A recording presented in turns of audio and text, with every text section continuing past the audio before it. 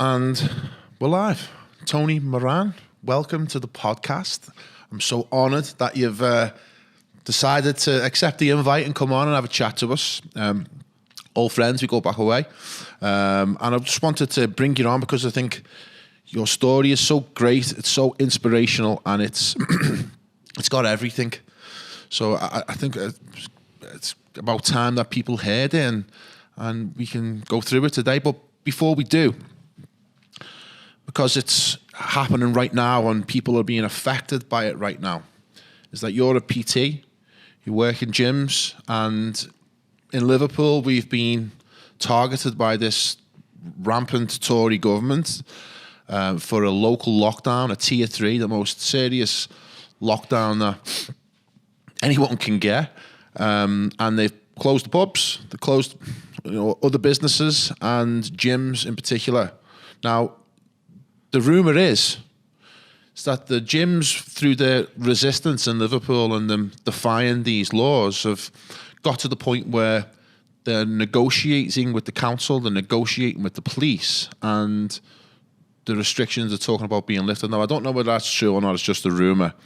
Can you tell me about what your experience is up to this point, dealing with the COVID situation from your professional perspective and personal if you want to, and give us an insight if you can about what's happening right now?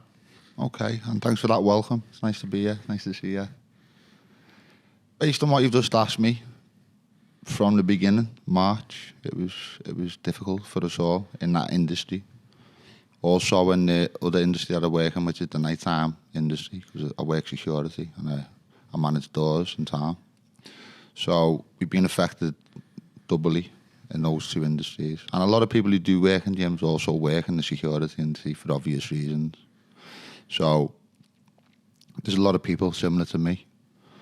I'm a family man with 5 children, so in that respect, it was a little daunting at first. But over the 6-month period, I've become very comfortable, I've got to be honest with you. It's been probably for me best time of my life, and that might sound strange to some people. I'm not trying to paint a picture of I'm in control of everything, but that's probably the reason why it's been a good time, because I've realised I'm in control of nothing in this life as such. So I've come to terms with that, and I was already on that path anyway to understanding that part of myself. So for me personally, it's been a good time, and it's been a good time of reflection and understanding of who I am as a person. And I've become stronger through it. And I like to lead by example, and I probably always have done in my life.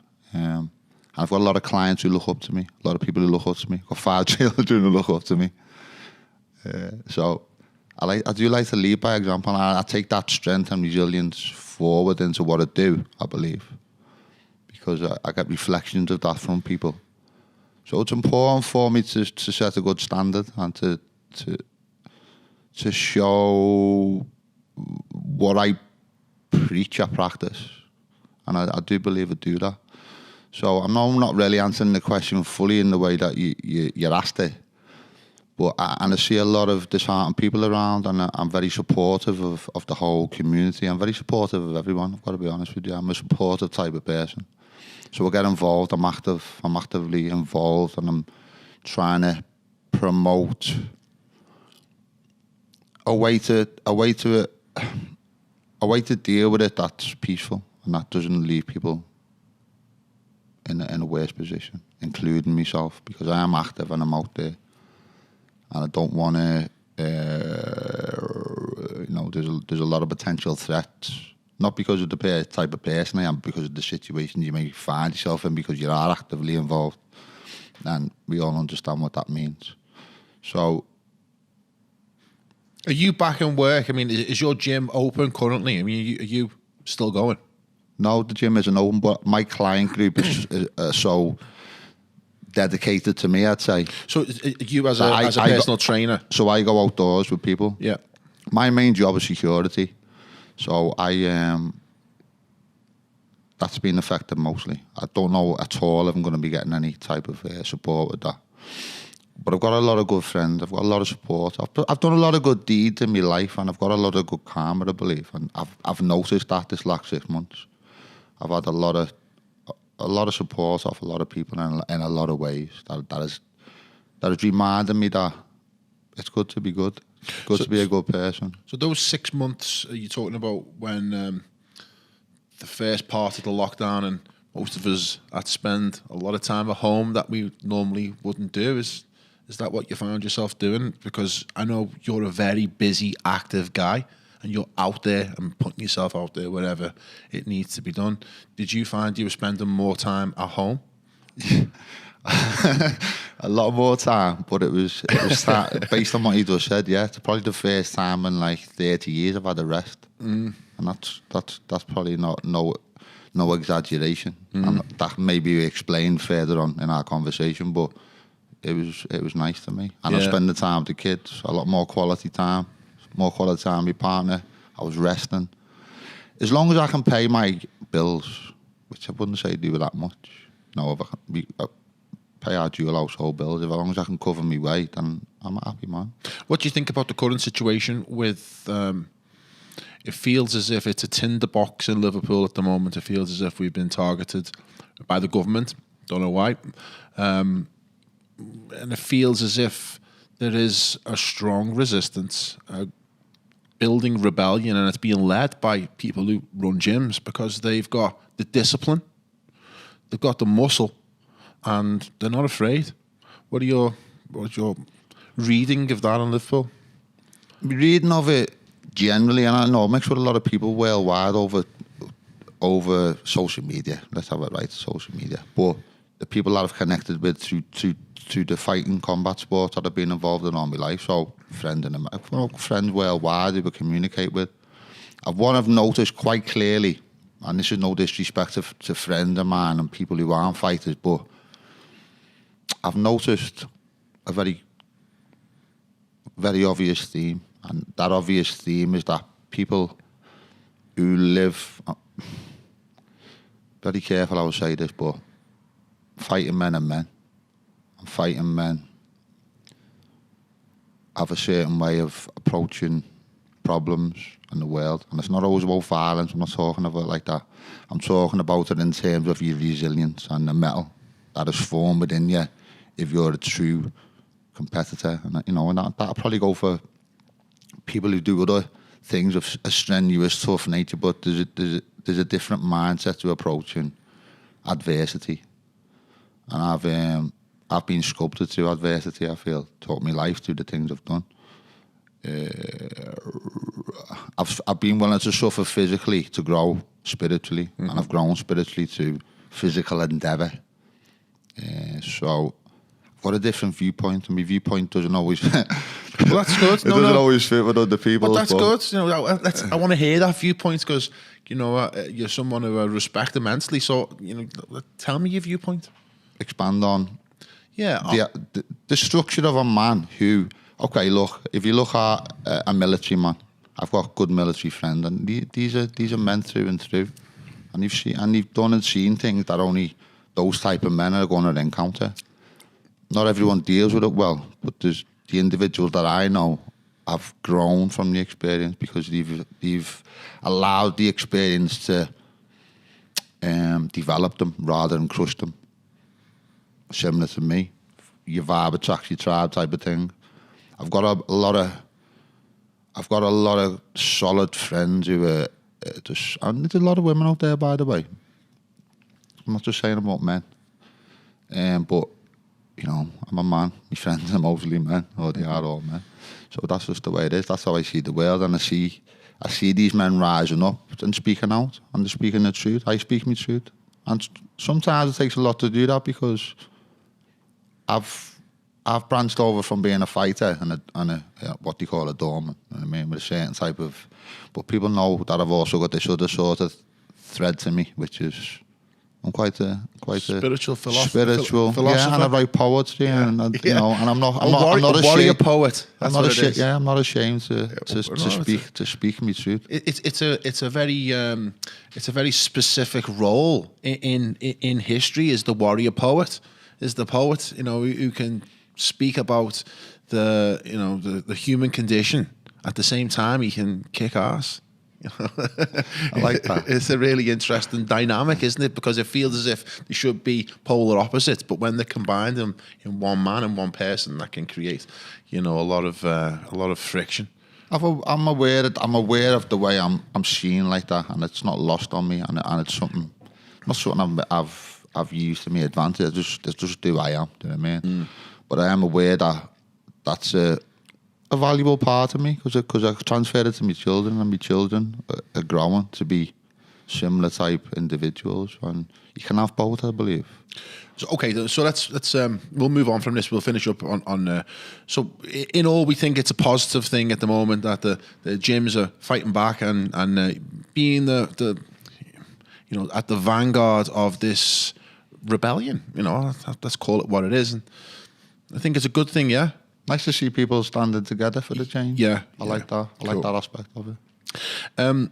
Okay, so when I was researching for this chat, going deep into your career and your story, and I challenge anyone who has a look at it not to be inspired by it. Yeah, and even your moniker, which is Dare to Dream. Yeah, and it's like a movie script, and I think it's great. So tell me about. Tell me about your beginnings, Tony. Tell me about how you decided to become a man of combat, a fighter. Where did it all start? Can I really release the location of where we're at now? Sure, yeah. So this particular location in Anfield, I lived half a mile that way. Did you grow up there? So yeah, I grew up on Shield Road, Kensington. Another piece of beautiful synchronicity. I love it. So I used to walk from that house to the gym, my first karate dojo, which was the Red Triangle. No, just past Anfield football ground. It was okay. So why did you? Before we go on. I'm gonna explain that. Yeah. So growing up, I was a very mild-mannered, gentle kid. Very much the same as I am now as an individual, but I just couldn't fight. I had no clue how to fight. I had no brothers. My dad was a very gentle man. I had no... Only child? I had two sisters. Okay. But I had no male machismo influence in my life. Every man in my family is a gentle human being. Beautiful human beings. I'm blessed to come from such a big family. They are just beautiful people. I know you only realise this as you get older, but it's a beautiful clan. You know what I mean? Irish. Yeah. Well, Irish Italian. Okay, that's interesting. I'm a 16th Italian. Okay. What's the Italian side's name? Milano? Toshini. Toshini. That was my great granddad. Yeah. So, but he was a strong man, by the way. Yeah. He was a your great granddad. Yeah. And he was Italian. But he was like my height, but your width. Yeah. He couldn't even speak English. Do you think the fighting gene came through him? God knows. Yeah. Okay. I'll tell you about the Masai Moran body after. Okay. But yeah, I'm from good stock in terms of like morality and just the humanness of the family that I'm from. So I'm blessed in that way. Did you have a good relationship with your mum and dad growing up? Yeah, but it was tough because poverty and all the things that go with poverty were tough on us. But I don't want to talk about cliches. We're going past cliches in my life, but we had a loving household with hard-working parents, but they struggled. My parents struggled as adults, you know what I mean? And I obviously witnessed that as a child, and that can leave a little bit of a taint to you growing up as you're looking up at these people who it's an insecurity, isn't it? Oh, massively, yeah. So, but I've come to terms with all of it. I've had deep conversations with everyone in my life about everything. I'm not shy in any way, shape or form to speak about emotional stuff. So, getting back to my childhood, so everything was going perfect. I remember, have you ever seen The Wonder Years, that programme, The Wonder Years? Yeah, Channel 4. Whether I'm just delusional, but I picture my childhood like that. It was lovely. I remember it being nice, you know what I mean? So, but when you get to 12, 13, and you go to senior school, life changes abruptly, doesn't it? Mm-hmm. So, like... Was you always tall, Tony? No, I wasn't, no. But I've always... Because you're 6'7", aren't you? I'm 6'7" now, 6'7", I'm 6'4.5". I can't remember when I shot up, but I remember looking back at photos when I was 14 in that karate dojo I mentioned earlier. I was pretty tall then. Photos from the Echo and stuff. So... So I was very skinny as well. Like I'd be a beanpole without training because my structure is like just skin and bone. Do you know what I mean? So I built a body over time. So I was a skinny kid, lovely kid, mild-mannered kid, gentle kid, and that got me through because I think I was such a warm, friendly individual. I didn't get bullied, so that was a blessing until you get to senior school and the world changes, and then there's kids who are like 13, 14, you know what I mean? Where did you go? Our Lady of Fatima. So I had a friend, Alan. Alan, I'll tell you about Alan in a minute. And we were walking home from school. Do you remember Everley Street? Everley Street? Yeah. Everley. Everley. I went to St. Michael's Junior School and there was a street called Everley Street with the Everley Street gang. Do you call the Everley Street gang? Everyone was shit scared of them. And we walked home and got chased by the Everley Street gang. Big drama. And I said to Alan, you didn't want to remind me the other week? Because Alan became a standout, amazing karate champion as well. And he went to Red Triangle. And I said to him, Alan, we need to go to karate and be able to protect ourselves. To make our way over past the Everley gang. Yeah, I'm not even messing. Mad. You only remind me the other week. Couldn't even remember it. Yeah. But, you know, I'll take him at his word. So we went to Red Triangle. And He went to Red Triangle. Yeah, and I went to this local dojo this way. That was the more standout place. It's Red Triangle. But I knew someone who had links there. And So I grew up on Oakfield Road. Well, it was Dunnorwick Street. Oh, what was the name of the road? Began with a V. It was in a school. It was a dojo. That would Valley Road. No, I'm sure it began with a V. Vernon Street, something like that. But anyway, so I had a family member who connected me to that one. So that's why I went there, and Alan went there. I remember going the first night there, and I was recounting this story to two of my younger clients yesterday. And this fella had what you call an air shield. Do you know what an air shield is? No. So it's like a big pad that you hold and then you can kick it. Yeah. And I'm standing in line, this little skinny kid, you know what I mean? And, I was confident, but I didn't feel confident in that particular place because it was full of grown men and tough-looking men and stuff. And karate was tough back in them days. It was a tough man, and it was big as well. Chuck Norris, Bruce Lee, spawned a lot of dojos, a lot of karate schools. So I'm standing in line, and it comes to my turn to kick the pad, and I kicked the pad that a big man was holding, looked big to me anyway at the time, and I sent him flying, and it got like a few little slaps on the back and around, you know what I mean? And it felt good. I wasn't good at sport. So was this the first time you felt any kind of self-esteem in terms of your natural talent? Exactly that. Yeah. Exactly that. Yeah. So I just held on to that with dear life. Yeah. Now I was age 12 then, right? And I stopped fighting at 42. So I know that was. I understand what you've just said. You found something you love. No, what you just said was true. That self-esteem thing, and it rose in me because I wasn't good at any sport up until that point because I wasn't getting guided towards anything. My dad, I love my dad, but he never guided me towards it. You just got left alone at that age, and in them times, you just got left. Crack on. You go into Formby on a Saturday at the age of 8, done whatever you wanted at that age in that environment. And it wasn't too lack of love, it was just too a different time. It was just a different culture, the wasn't 70s, it? well, yeah, I grew up in the 70s, but, by the time I got 12, I was in the 80s.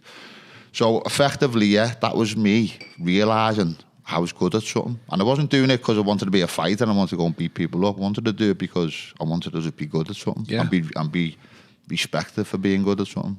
You found your thing. Your one thing. That one thing. It could have been anything, though, to get what I mean. It could have been anything. And within a year, so I was every night, hours and hours and hours, practice. Within a year. At home? I won my first British karate title. Wow. And I got dropped off at the end of the road there. Tell me about it. Tell me about that. The day before. The fight. Tell me about the fight that you won the title. But it wasn't because karate was like Karate Kid, where you go to a series of different fights and like you get to the final. Like a tournament and stuff. I remember you reminded me now, it's all flashing back and it's like, wow. I remember the day before being at my nan's, walking to the shop and like, I could taste how much. It was like, whoa, I need to win. You know what I mean? I knew it was going to change my life. I don't know, I didn't know how. I was only a kid. But it was a deep desire. More so than even realised until I've just explained it to you. You know what I mean? It was deep. And so I can only say that was the catalyst for it all then. And then from that point of being 13, I didn't lose the title, so to speak, of being a national karate champion until the age of 26. So from boy to man, I was a national karate champion all the way through. Wow. Then I went on to represent Great Britain, blah, blah, blah, blah, blah. So let's talk about karate. Yeah.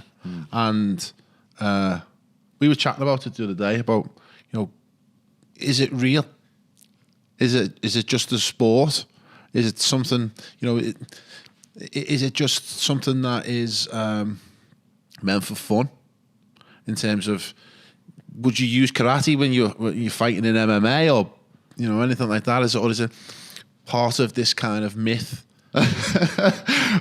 Well, like WWF. Yeah. Oh my god. Well, what gives you that perception? Because in the sense that it's a sport of minimal combat, minimal contact. Depends which type of karate you're talking about. Okay, well, so to educate me, because I feel as if there's so like a movie style, wow. karate, and well, I've got to give it the credit it deserves because it's an amazing fighting art. You know what I mean? Martial arts. Has karate made it into MMA, or has it been chased out of MMA? For those who have practiced it, because it is a dying sort of sport. You call it a sport? I don't know. It's even right to call it a sport. It's a martial art. You know what I mean? It's been formed in the past to protect people who were probably weaponless at the time. So I couldn't explain the history of it, but I know bits and bobs. You know what I mean? But my form of karate, so there's shoulder cam where my mate Alan went to in the triangle. You got the likes of Frank Brennan there. You stand out. And if Frank Brennan hits you with one shot, yeah. Do you know what I mean? Yeah. Same as Alfie Lewis, who was one of my instructors. So was Alfie Lewis karate, was he? Yeah, but he formed his own style of karate called freestyle karate. Okay. And back in the day, in the late 70s and 80s, in Toxteth, there was this group of men led by Alfie. And then you had Peter O'Para, you had AJ, the fella who lost his life on Granby. I mean, they were serious men, weren't they? Listen, they were a team of, and I used to go to tournaments as a kid, watching them, thinking, so get on this, here's a little story for you. On my bedroom wall at the age of 12 in a dilapidated house in Kenny, with not even any plaster on my bedroom walls, it was a dilapidated terraced house in Kenny. And it looked like that, with one pane of glass, you know what I mean? I used to leave a drink in my bedroom in winter and it'd freeze overnight. It was a cold box room of and sometimes I got depressed in there as a kid. Yeah. It wasn't, as I was getting into me 12 and you start looking at other kids, you got all that nice clobber and you're living in this house and you're thinking, fuck me. Do you know what I mean? So that was a major drive for us. But the story I'm going to tell you, I had a poster on my wall of Alfie Lewis as winning his world title championship. Now, everyone else has other. He wasn't an icon, but he was at that time. Yeah. Do you understand what I mean? Yeah. I'm proud to say I've never had idols or icons, but I love people and respected them for their abilities and what they'd achieved. Yeah. So we used my first, and I'm lucky, and then I get to train. You know what I mean? So a series of events where I believe in law of attraction. I really do. I believe in you can set your own course. I didn't know that at the time, but if I look back through my life now and the experiences I've had, I feel like Forrest Gump. You followed it instinctively, and now you've become. I was just this man, a kid who had these amazing. I've had these amazing experiences through my life that I would have died for at that age. Everything I dreamed of at that age, I've realised. If that makes sense. Yeah. I've realised my dreams, but not being respectful enough of realising them when I've realised them until now. So you were around Alfie Lewis and all that crew during your formative years as a karate champion? No. I went to Anfield, the one on Anfield first, because everyone was saying, you can't go to Toxteth at that. You know what I mean? Toxteth tries to be on. Yeah. You don't go there, you're going to get done in. You won't get out. And their team was formidable. Yeah. Apparently we went there, he just got done in. I was only a kid. We weren't going to travel to Toxteth to get done in by men. Okay. You know what I mean? So I was getting done in by men down here. But I was getting done in by men until I was 14 and I must have shot up. And no one was doing it in there? I was kind, you know what I mean? I was a kid. And but by the time I reached 14, I was giving it to men. So what do you think about that period where you were taking it hiding as a kid? I mean, how do you look back on that now? Is that something that you feel as if it was a nightmare or something that helped form the man you are today? I can't look back on any of my so-called negative experiences and see them as negative anymore, because I think I've grown to an extent where I see them all as blessings, if that makes sense. So I can reflect on it and give you an understanding of how I might have felt, but I can't feel like that no more. Does that make sense? Yeah, because I've been getting into David Goggins at the moment, right? Yeah. And just an incredible human being, truly inspirational, and has had quite an effect upon me personally. And his story is about, the suffering he went through as a kid and his childhood and stuff like that. And that suffering helped him.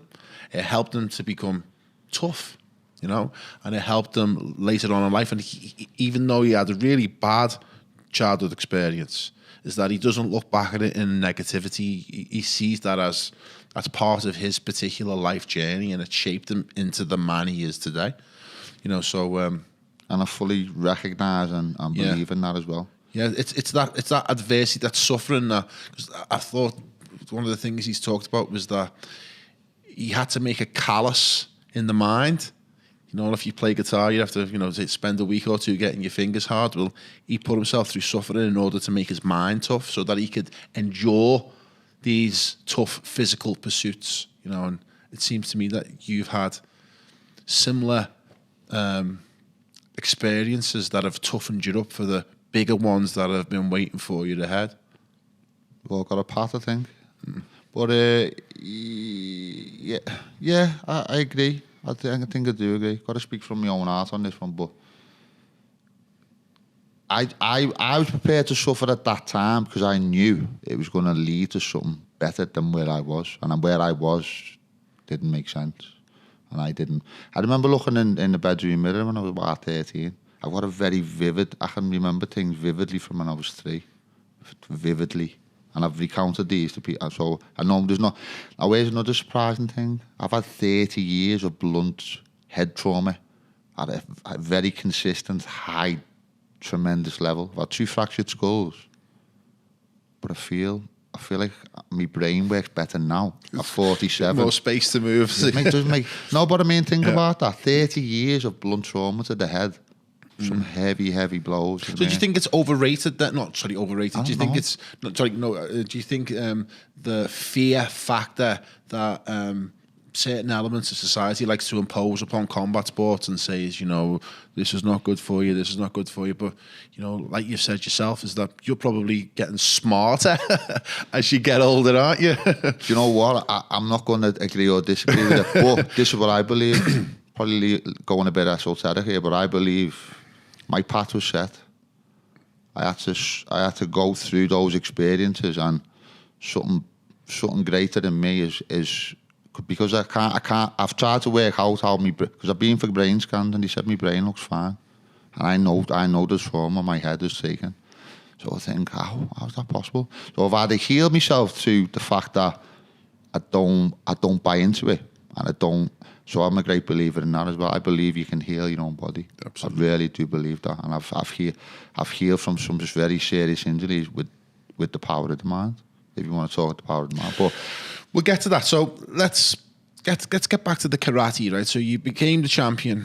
You held your title for quite a long time, and then when did you decide to move into the next phase of your life? When did you move from this karate champion into the next phase, which was the boxing, wasn't it? So there was an intermittent period between me. So I'm trying to recount the time. I think I was 15, going to Our Lady of Fatima, and there was a boxing gym named Evan Red Triangle. Right, so I go to Evan Red Triangle, and I found out I was as good at boxing as I was at karate. Just took to that like a duck to water as well. But I got bad eyes, and I couldn't pass the eyesight test. So even though I knew I wanted to do boxing more than karate, I wasn't allowed to. When we going home to my ma's that night, I was. Is this because there's more contact? Well, no, what it is, what I learned is that when you're short-sighted like I am, I'm probably pretty bad. Like, your face is a blur to me now. Well, I've got contact lenses, otherwise you'd be a blur. Well, I had my glasses on, but I couldn't wear them with this. Right, okay. So your face is a blur to me. I know who you are, but you know what I mean? But there's no definition to your features. So when you go for the eyesight test with the amateurs, it's a doctor in the room covering your eye, reading off a letterboard. it was just nothing, just fuzz to me. There was no way I was passing an eyesight test like that. In the pros, I don't know if I can say this. I blagged it. Yeah. I blagged it. Yeah. I found a way to blag it. Go on, tell me the way.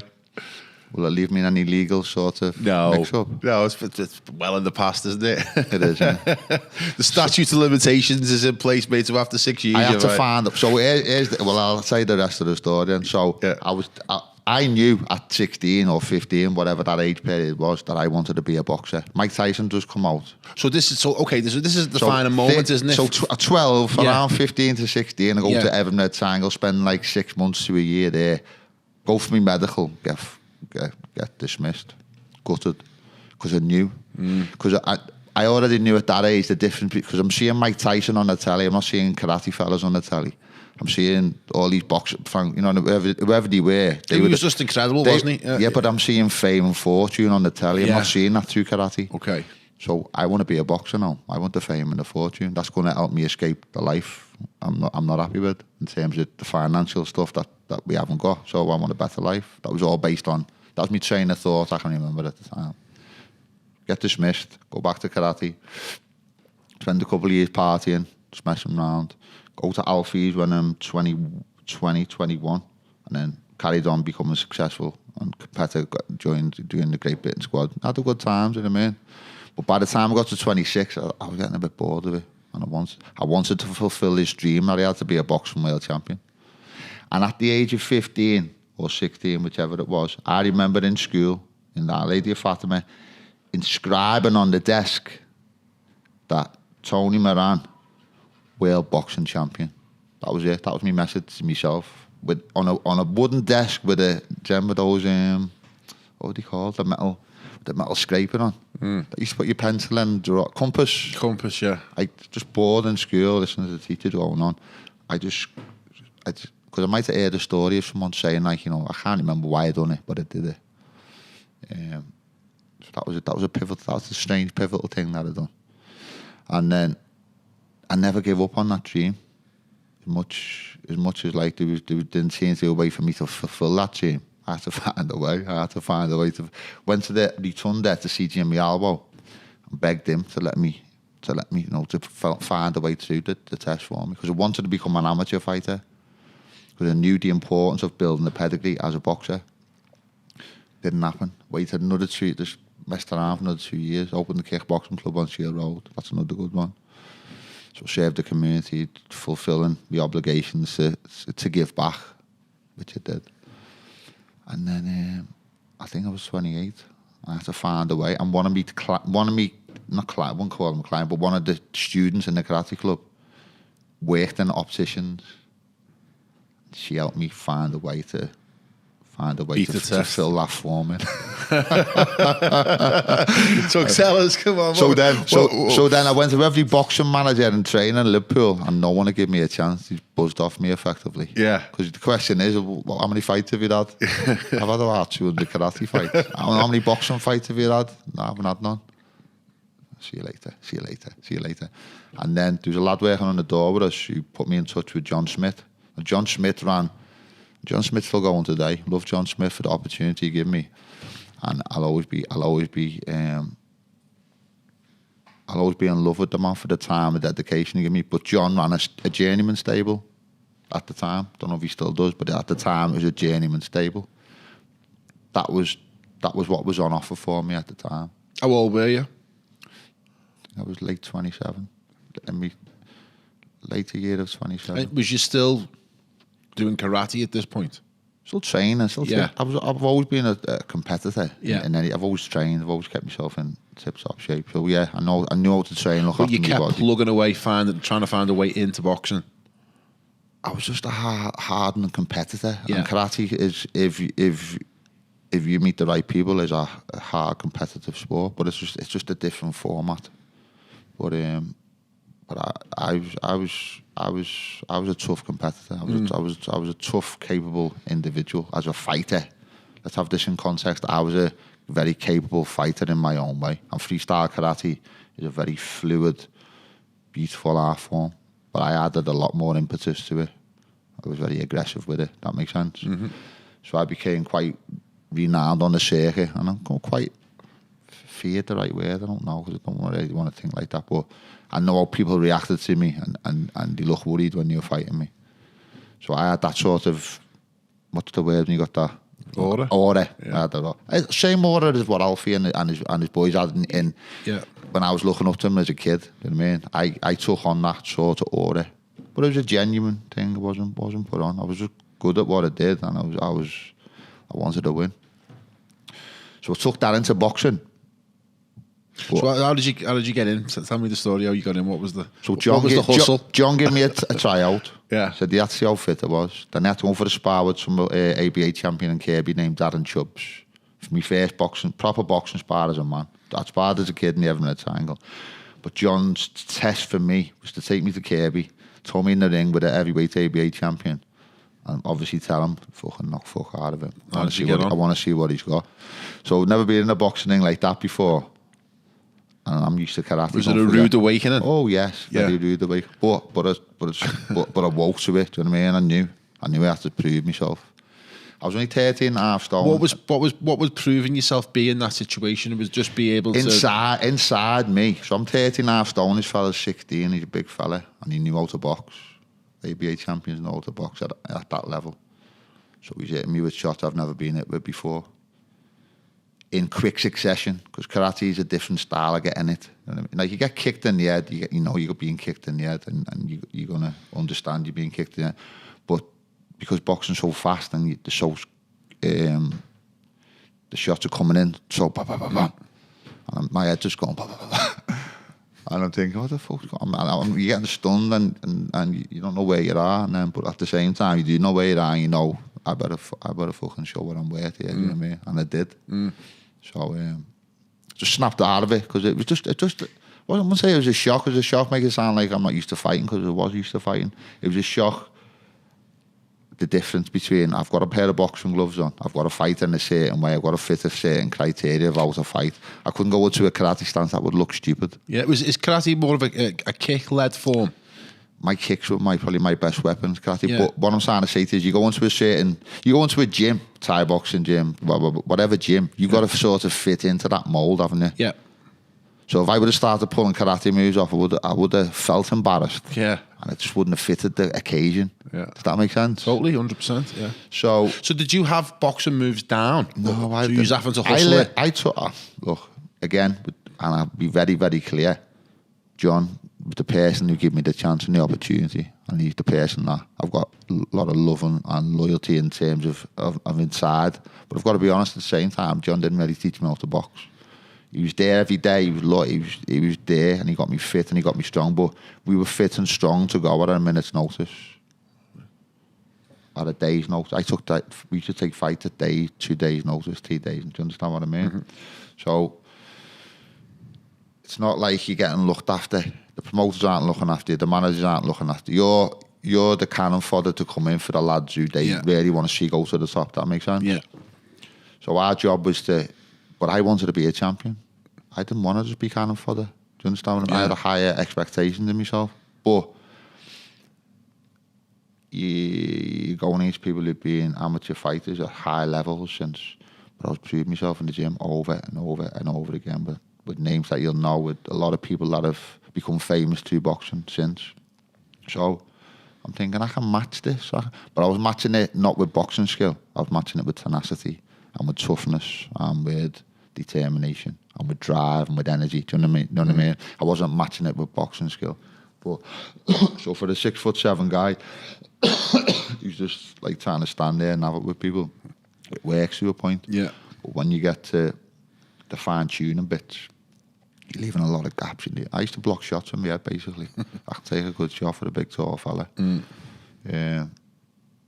So I wasn't getting schooled as a boxer in any way, shape or form. But after getting laughed out of people's offices and getting buzzed off and this, that, the other, within 2.5 years, I was fighting live on Sky for the British and Commonwealth titles, ranked in the top 10 boxers in Britain. I didn't have a clue how to box. So What was the secret of your success? what I've just explained before. Yeah. It was pure tenacity and will and drive and determination. And I had 2 jobs at the same time. So I give myself credit. I'm very proud of myself. Tell us about that. Tell us about, okay, so we understand your professional sporting ambitions during that period, and you're moving into being a pro boxer, getting yourself some title fights. Where were you personally? Because I know you've had a tumultuous life. Right? I was probably a mess, I was probably, if I look back, I was probably just this. So what are you, 28 at this point, 29? Yeah, I'm working in a homeless hostel, which was quite a tough. So tell us about the homeless hostel. Let's just take a little detour here, because that's one of the things that defines your story is your work with homeless people, but also your own experience of homelessness as well. And even now, to some point, working with Lawrence Kenwright's homeless project. I mean, I think this is an important pivot point in your story. Tell us about that job, how you got that job, and what your experiences were at the the beginning. 16, YTS, working with a local city council, which by God was like just it was a blessing to me, because I was going. So you was a bureaucrat at 16. No, but you got to bear this in mind. I was what do you call? I think they used to call it remedial class in school. Yeah. I was getting no guidance off anyone in any way, shape or form. So, are you someone that needs direction? Education? No, I wasn't that. I just needed guidance. I needed family members, or I needed someone to just guide me.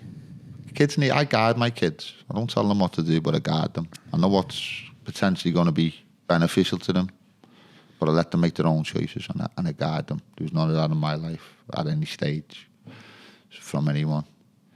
Yeah. But that's not to detract from what I said earlier. I'm from an amazingly loving family, but they just had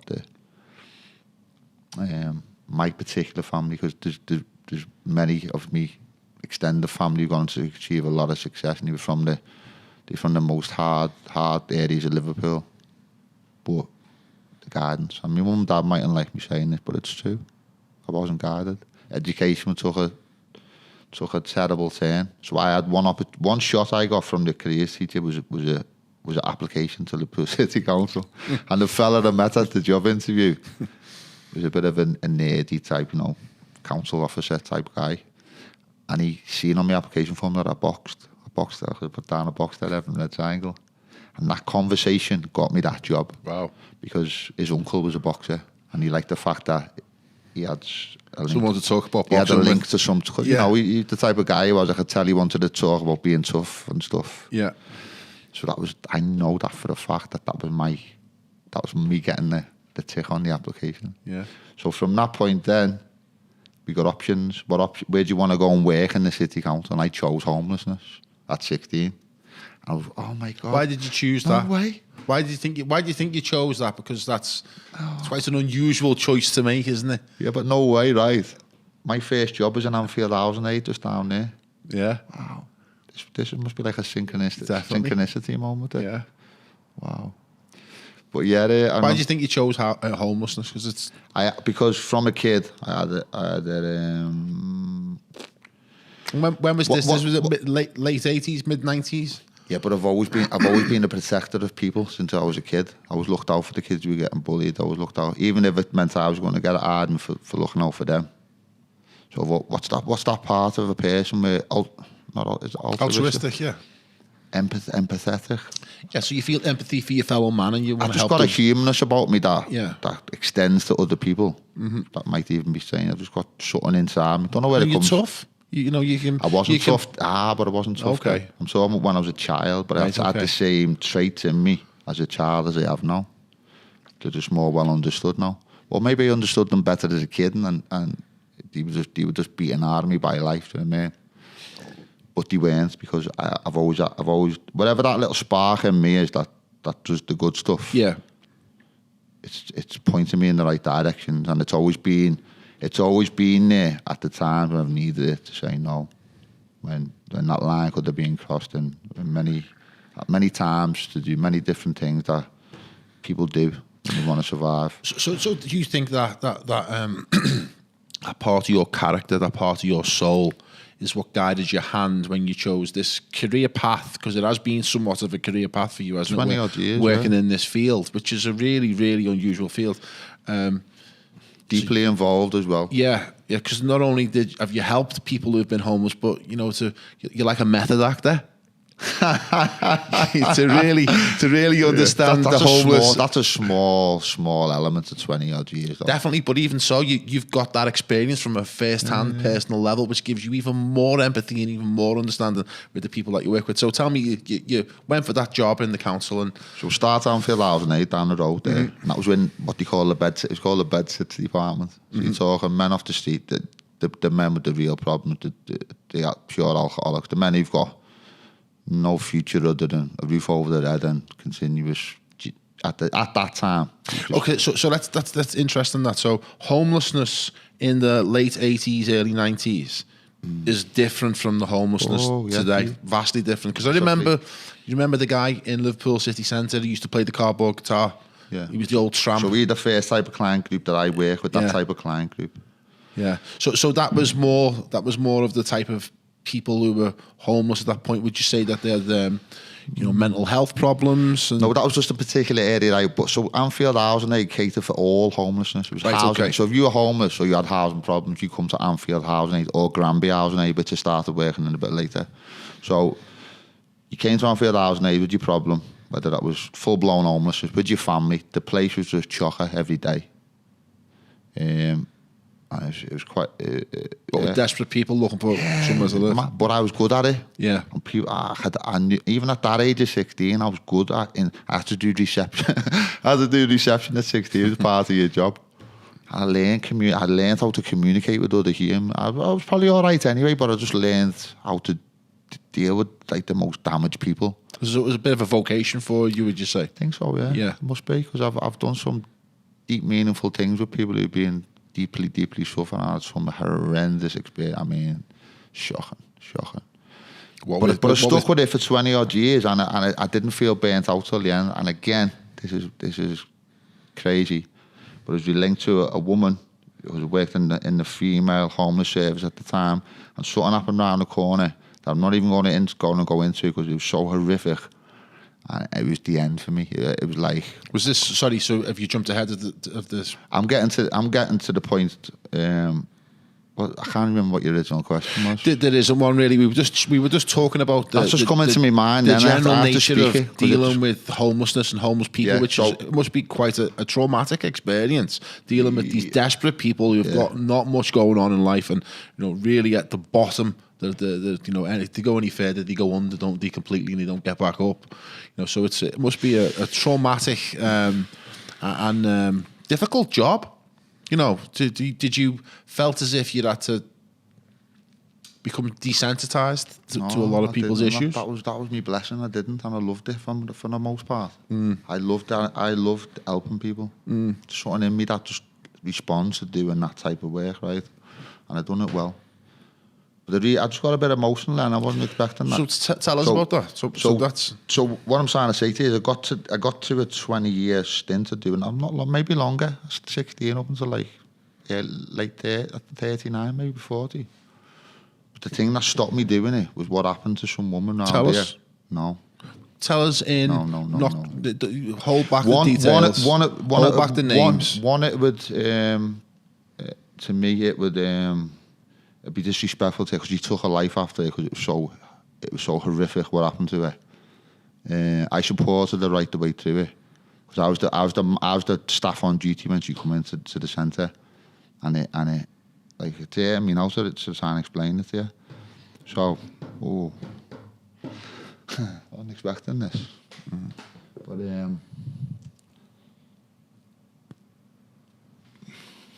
just give me a minute.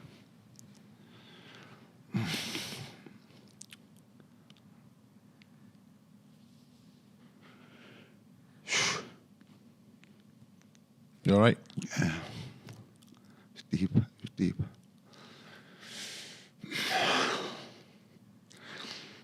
See, people don't understand, do they? The trauma that you'd have to deal with when you're helping people. I wouldn't put it like that, but this was Madness. But anyway, I've put in for redundancy after that. The offer was on the table, and I thought, fuck this, man, I'm out of this job. Maybe it was me all along to a degree, a bit later on, but you don't think you realise what you're dealing with, and people don't realise that world is a deep, traumatised, dark world at times. And look, in comparison to other parts of the world, we're at the top table here. Even 100%. People on benefits here are doing well, but let's got to be relative to the society you live in. And it doesn't get worse for these people, and the shit and nastiness that goes on in that world. By the way, to each other as well, not just but they are victims, because I don't believe, and I've thought about this deeply, and I've been there, and I understand it. No one wants to live that life. No one. That's a life of suffering. So, like, for you to be a stone cold drug addict, alcoholic, and someone have got all them problems, right? For you to live like that, that's a living hell. Mm-hmm. But maybe that's their path. I really don't know, because I look at that and think, why if our souls have a choice, would you? But maybe that is right. Maybe I've had to been there to be taught something by them people. 100%. Did you ever try and find out why they were in those situations? Yeah, I've look. I went just to work. I go into work and ticking boxes. I was deeply involved. People went home to my houses. I took people home. The right people. Never took. I understood who I could help and who I couldn't. Talking teenagers, I've helped a lot of people get back on their feet. People who remember me to this day when I'm still friends with some of them. So, like, lads who are taking the gym, introduce them to world-renowned fighters and make them feel good. I was good at doing that, because I wanted to see what I was doing it for. In many ways, because that's what I wanted. That makes sense. Yeah, it does. Yeah. So they're the things I wanted as a person in many ways, and I'm probably trying to give what I felt like I lacked in the beginning. So. I've lost my train of thought. Yeah, man. No, we're just talking about such a, it's not it's a heavy subject, isn't it? Yeah, but I didn't realise it was as heavy as it was until you've just asked me. Of course. I'm sure that... You one of them interviews that get people to cry? Look into my eyes. Piers Morgan. No, so yeah, okay, so we know you went to do this this like experience with this job, and battling to be a title holder. What was going on in your personal life? You have kids at this point, and where was you at? So 28, 29? Amelie wasn't born then. She's my oldest, she's 14. So she was born when I was 30. What age would I be in? 2006.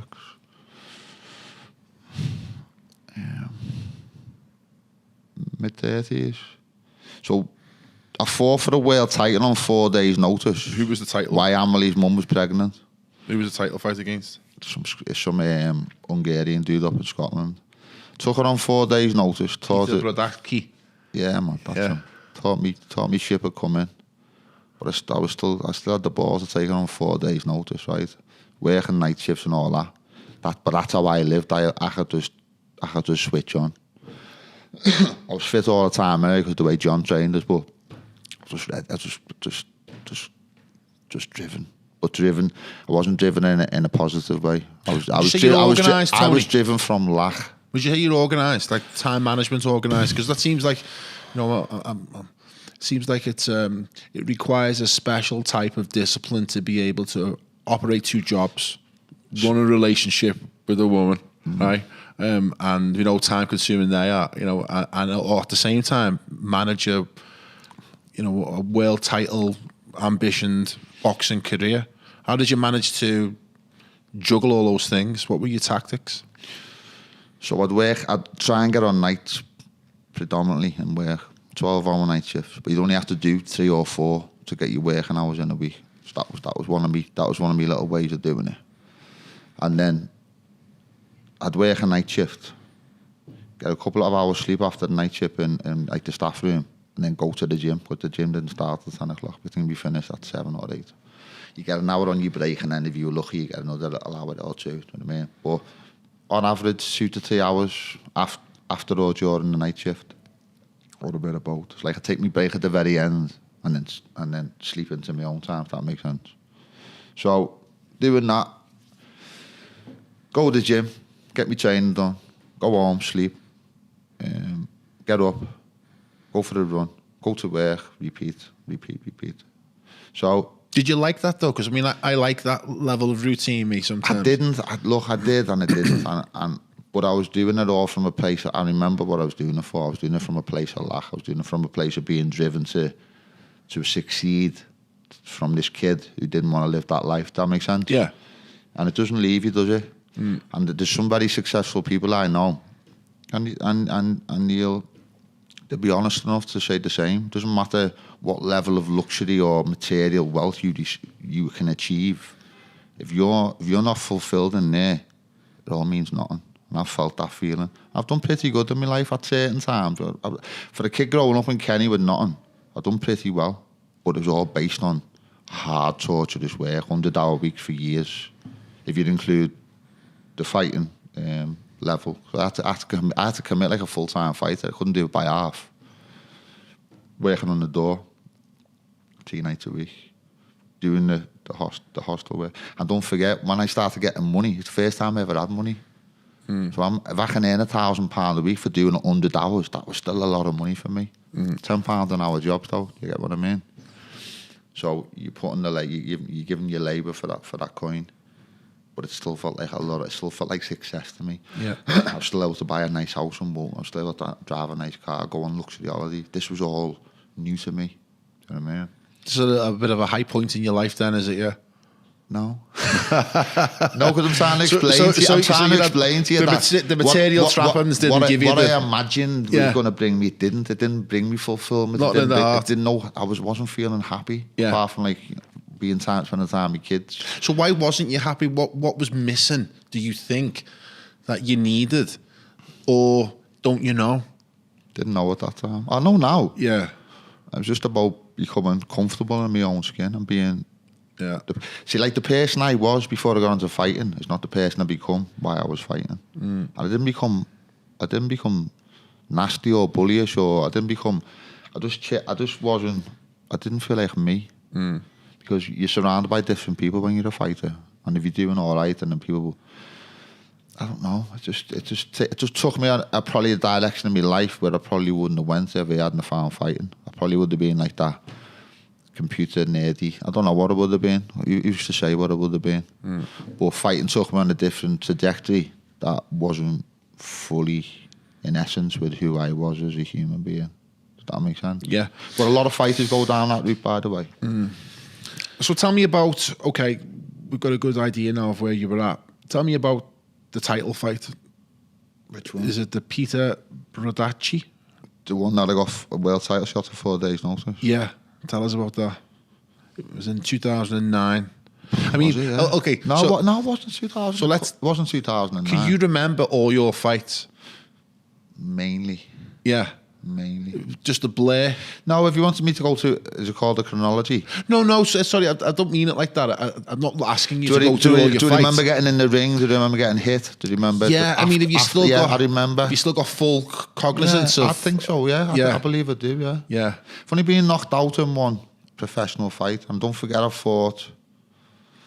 how many boxing matches have I had? There's 16... 24 boxing matches, professional. 24, yeah. And how many MMA fights did they have? 9. 17. Your boxing record in the 17 was part 1. Won 17, lost 6.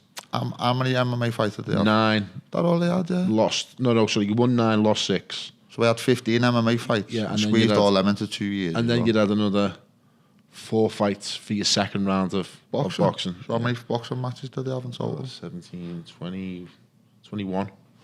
No, more than that.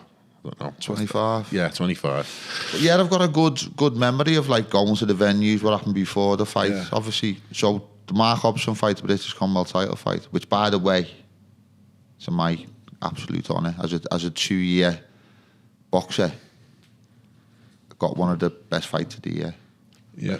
Who was this? Hobson. Hobson. Yeah. That was in 2004. He beat you, didn't he? Yes, what I'm saying to you is I'd only been a boxer for 2 years at that point. Yeah. And I honestly didn't know how to box. You lost your first 2, and then you had a real win streak, didn't you, after that? Yeah. And then it was a bit patchy after that. Well, yeah. So that's when, like, that's when you start questioning yourself and I don't know. A lot of, you do. Fighters question themselves. I imagine you must do it all the time. It's like a raw thing being a fighter. So Tell me about getting knocked out. How did your ego manage that? So the fight with Hobson, what am I, like 30? Been a competitor since the age of 12. 2004 it is, Hobson. So been put down once on the spar. Before that was the only time I'd ever been put on my arse. So getting knocked out clean live on Sky. Tell me about that. Give us the build-up. Well, I'm trying to, right? Because I'm trying to think. I'm trying to remember because I've got a great acceptance of stuff like that. I think I've been knocked out 3 times or 4 times but it's not been in the gym. I've only ever been knocked out once in a contest, and that was that fight. That was that fight, yeah. So being knocked out 3 times in gyms and all by top level world champions, by the way. But I've also given it to them. Yeah. So it is what it is. As a fighting man, I have to say that because of course. I'm proud of the fact that no one's ever...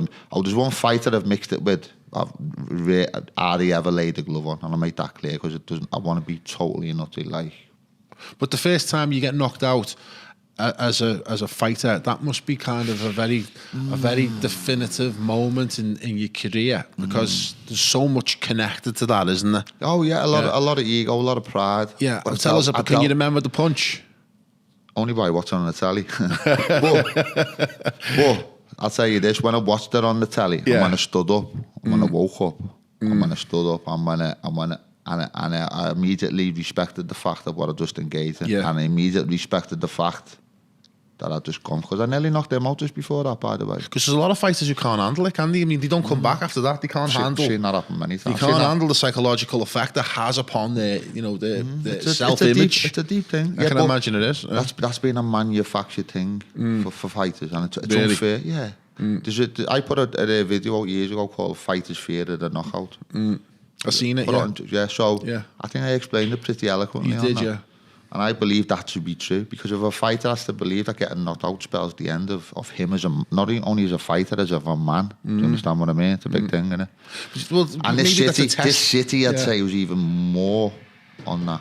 Yeah. When people get, rumours spread quick, don't they? Yeah, but I think you're getting knocked out. And it's like they're not a man anymore, they're being knocked out. Does that make sense? Yeah, it's 100%. So if you're a fighting man, going through that potential feeling. But yeah, all I can say about me, the day after, licked me war wounds, but I felt. Because on the subject of knockout, I mean, Tyson Fury has now made, being knocked out a thing, hasn't he? Against Wilder in the first fight. He didn't get knocked out. Though. Well, he done the thing that he done the thing that all fighters would pray to do. Yeah. Get a ref that counts longer than 10.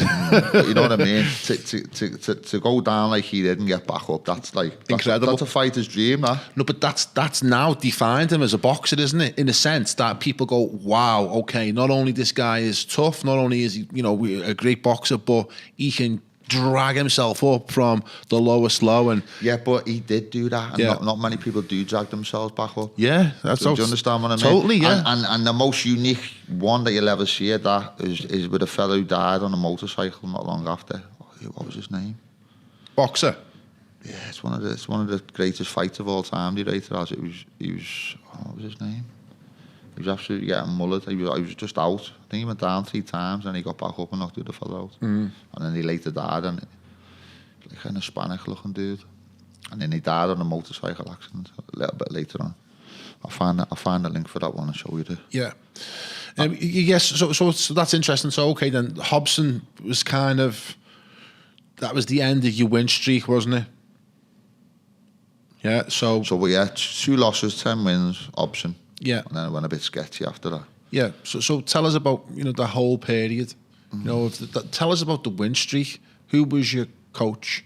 What was you doing differently? Why do you think you was just on this hot streak? What had you found in yourself as a boxer that you were able to produce such consistency in your results?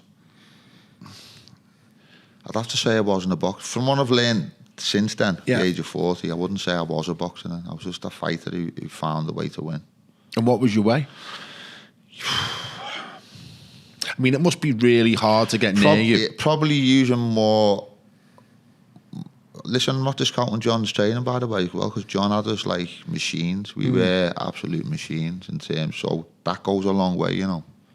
When you're able to like suffer, and John made us suffer. So like, I found a way to use that level of fitness to me advantage. You know what I mean? Yeah. I like to overwhelm people and just. I can't ever say at that point my boxing skill was good because it wasn't.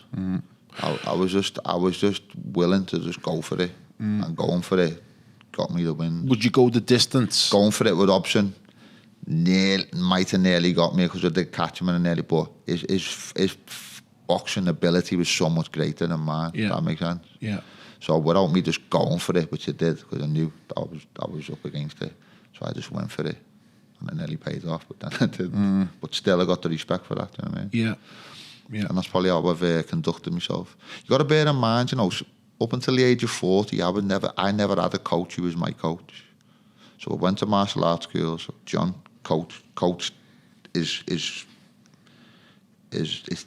team of fighters who, you know, we were mostly journeymen at the time. There's a few like lads who come to who were potentially going to go places, but you need a coach who's correcting your errors and working to your advantages and benefits. Why don't you think you had a coach? Do you think you're uncoachable? Possibly. Yeah. And I've questioned myself in that because by the time I got to Alfie's, the coach in Anfield, the karate coach, Tommy, he couldn't kick above his waist. So he was just a tough man as well. But I wasn't getting taught any technique. I learned by trial and error, by observing others. So I observed the best people in the club and I'd try and imitate what they were doing.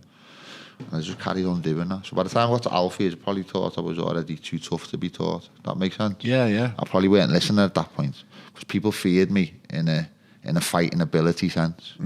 So maybe I didn't concentrate on the technical aspects as much as what I should have.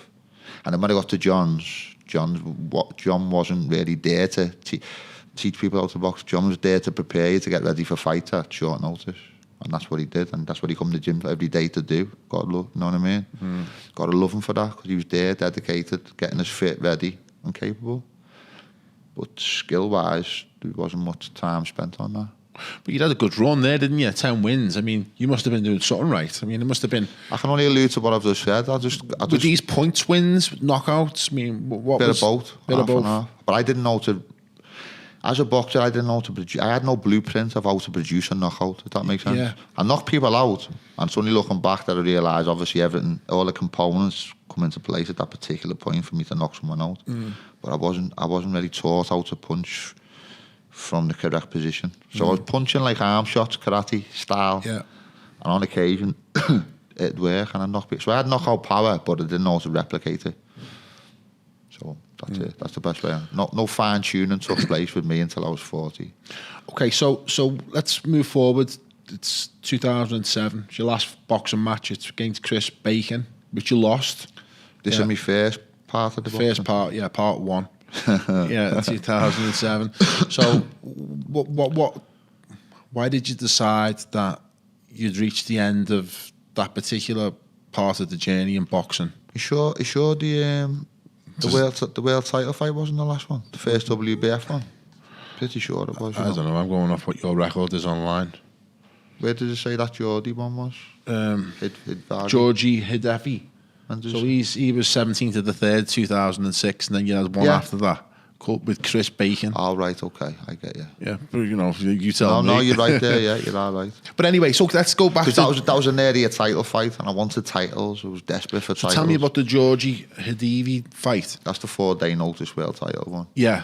What do you want to know? So you lost that one, and then you went into Chris Bacon. You lost that one, and then it seems as if you'd run your course with boxing. So they were classed as stoppages, even though I wasn't knocked out. They were classed as stoppages because you get hurt and you can't, you know what I mean. You get wobbly or you take a knee. You stand up. You look a little bit confused, whatever. So I was taking a lot of punishments as well. I started to take a lot of punishments. I got headaches, and that's what it was. My daughter was either due to be born or was just born. was thinking, I don't want to have brain damage with my first child. You know what I mean? Stuff like that. I remember thinking. So, did you retire at that point? I don't know. It wasn't a plan. It was just like, yeah. That's what I mean. I was respectful to John and said thank you and said I was finishing boxing because my daughter had been born, probably taking too much damage. And how old are you in 2007? Must be what, 30 odd, yeah. 13 years. 34? Yeah. That sounds right, yeah. Yeah. So, and at this point, you didn't have any ambitions to move into MMA, did you? No, I'll tell you why I got into that in a minute. So, okay then. So you've reached an end of a cycle in your life here, haven't you? First child's being born. Yeah. What was you working as? I was working in the homeless Still service, in the homeless. working on the doors and running the kickboxing club. Yeah. So I had enough on my plate to be cracking on with, you know what I mean? And a new child, so Yeah. wanted to dedicate time to that Was you child. feeling like your body was a bit battered and worn? Can't remember. Yeah. I feel better now than what I did 20 years 20 ago. years ago. I'm 47. Okay then, so you moved on from that. You came back as a fighter in an unusual decision. Yeah. You decided to go into the octagon and become an MMA fighter. So you've gone karate, boxing, MMA. So how did that come about? And tell us about that story. So after deciding I wasn't going to fight no more, I wanted to train. I've been a competitor for 2 decades. I wanted to keep training my body. I wanted to stay fit, healthy, whatever. Still worked on the doors, so I had to stay actively involved in some type of combat, I thought. So Tony Quigley Senior was the boxing coach at the newly formed Wolfslayer MMA Academy, and MMA had just sprung up out of nowhere and it become big overnight. And Michael Bisping, was their marquee fighter because he just won the Ultimate Fighter. I just watched an interview with him with Joe Rogan. I think it's about a year old, is it?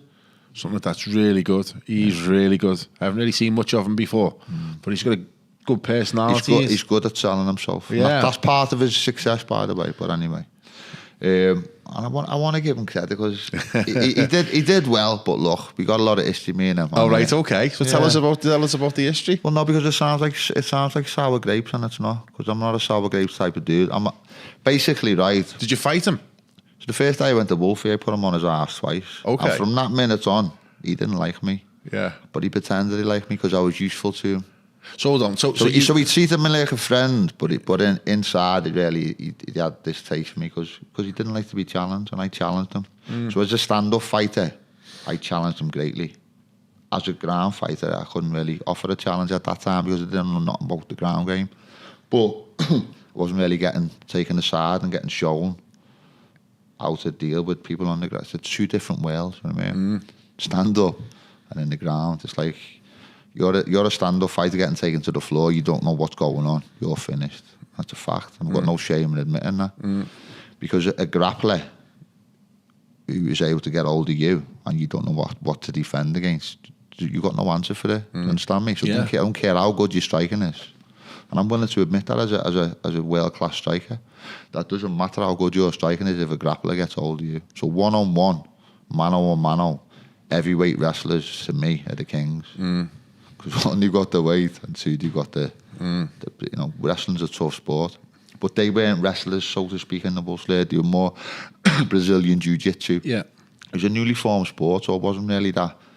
But the Wolfslayer was like... And that was Bisping's he put... stable. They put him on the map, but then he put... He's from Manchester, isn't he? He's from Clitheroe.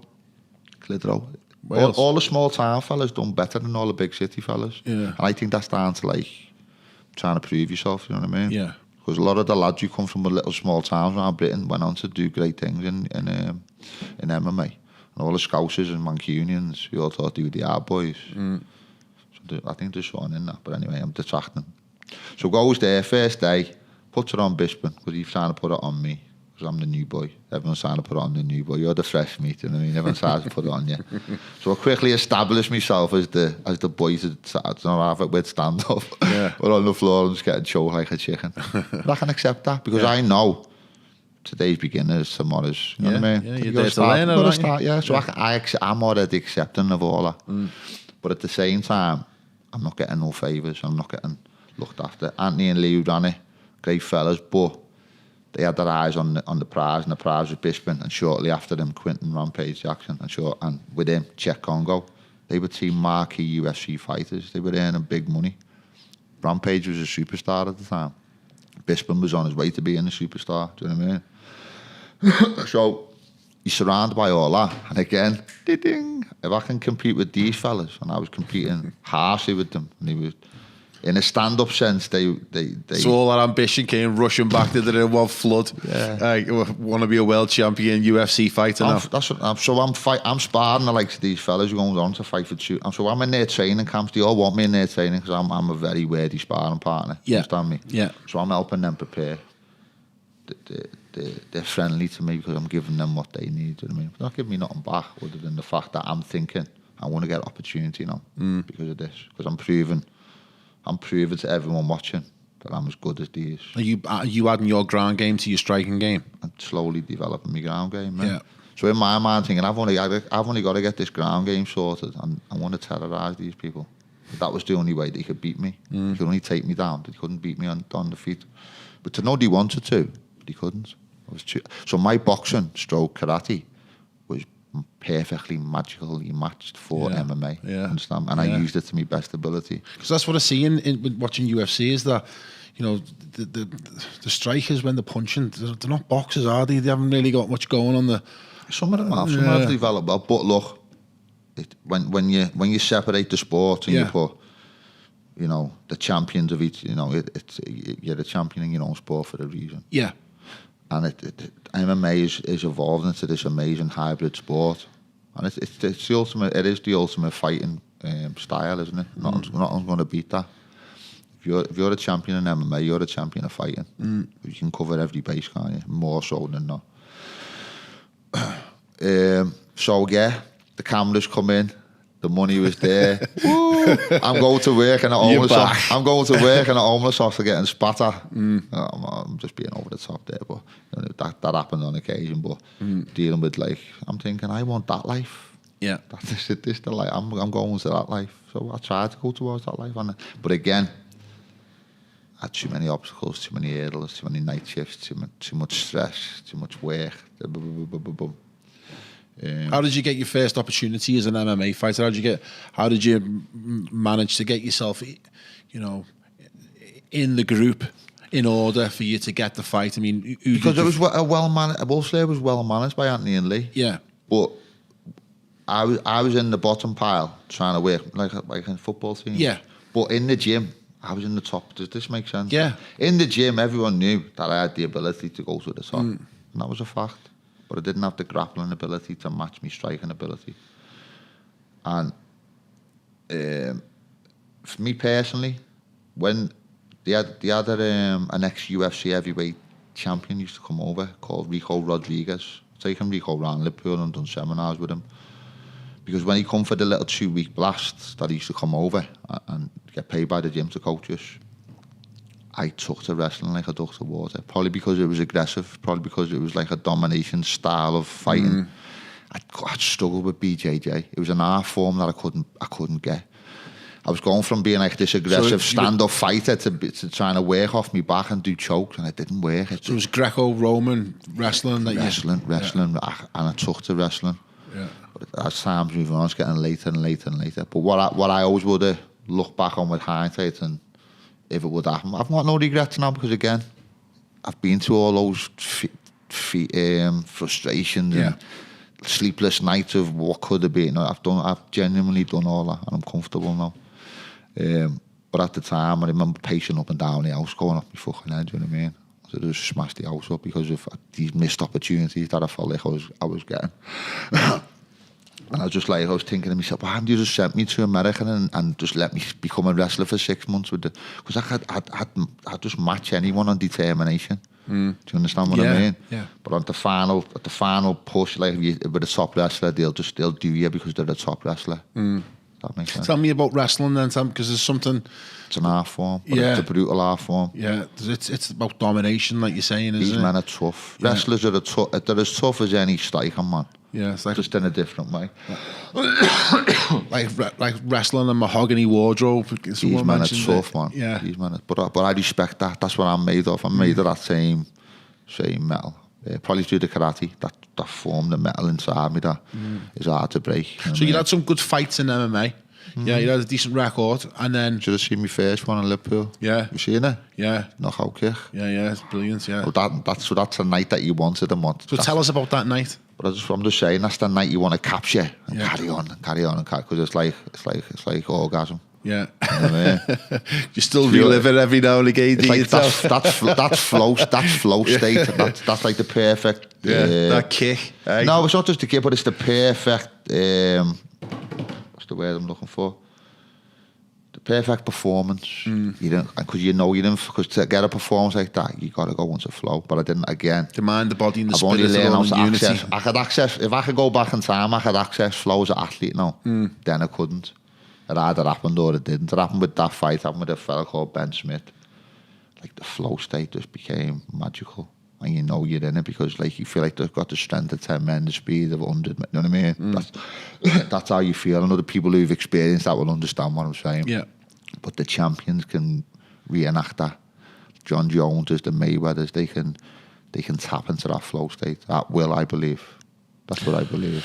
So you're carving your way through MMA. You're Hit and getting miss, some fights. hit and miss. Yeah, hit but and you're miss. still going through it, aren't you? And you're working your way towards your ambitions, training, getting stronger, getting better as a fighter, as a an all-round competitor. What's going on in your personal life at this point? Probably struggling. When I say struggling, When do you become homeless yourself? and let's get this clear: I wasn't homeless on the streets at any time. I don't want to make it sound like I was homeless on the street and I had my cap out begging for money, because it wasn't like that.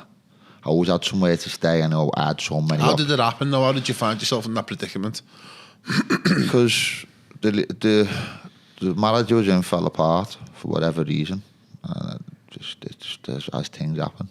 Again, must have been meant to be. And then obviously the man's the one that's, and I'm a man's man. Yeah. I look after my kids first, and I'll suffer for my kids. So you left. So I left, and in my mind, I should have known it better, but I didn't. But in my mind, I'm thinking, my kids, I was gonna say, my kids are used to this life. Got a nice house in Moran.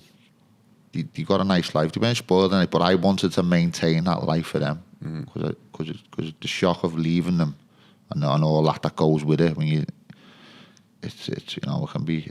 I look back, not horrendous now in any way, shape or form. But then I remember it was like what you consider soul destroying. But the reason, so I'm trying to look after them. I'm basically just giving all my money to the man. Probably because of guilt or regret or whatever it was. You don't know. You got that many mixed emotions at that time. But all I'm thinking is the kids come first, the kids come first, the kids come first. So I couldn't afford in my mind to run another house. I probably could have though. But that's just like The self-sacrifice thing that was going through you. yeah, so it's like what Did you feel some guilt of keeping hold of it? all these religious people Yeah. themselves with Yeah. I was giving myself a hard time. Wearing a hair shirt. Oh yeah. Yeah. But then I just went into like destructive mode in my own mind and my own heart. Not against trying to destruct anyone else, by the way, destructing myself. So it all just unraveled. Things domino effect in it. Things just, but I had this like gift of being able to maintain a life and go to work and do all the necessary things to provide for my kids. But I wasn't looking after myself. I mean, I was just like probably just a bit lost. So you didn't have anywhere to live. Other Couch surfing. other than family members, Yeah. friends and that. But then you start putting your, but I just found places to stay. Was it a difficult time? And homeless is defined by the fact that you have got no Fixed abode. fixed abode of your own. So you're in So how did you find the conflict or the juxtaposition of of getting up and going to work and dealing with homeless people, but at the same time not having your own roof above your head? Do you remember that? For a lot of years, and this was years that I chose to, because I could have went and stayed in people's houses, but I started to feel like a burden. So I used to sleep in the lawn. But it was warm. It was comfy. You had all the bed. And it doesn't sound as bad as what. Yeah. But like, it was a guardian piece, you know what I mean? And when you tell that same thing, and I share this honestly, you know what I mean? I don't try and put a spin on it.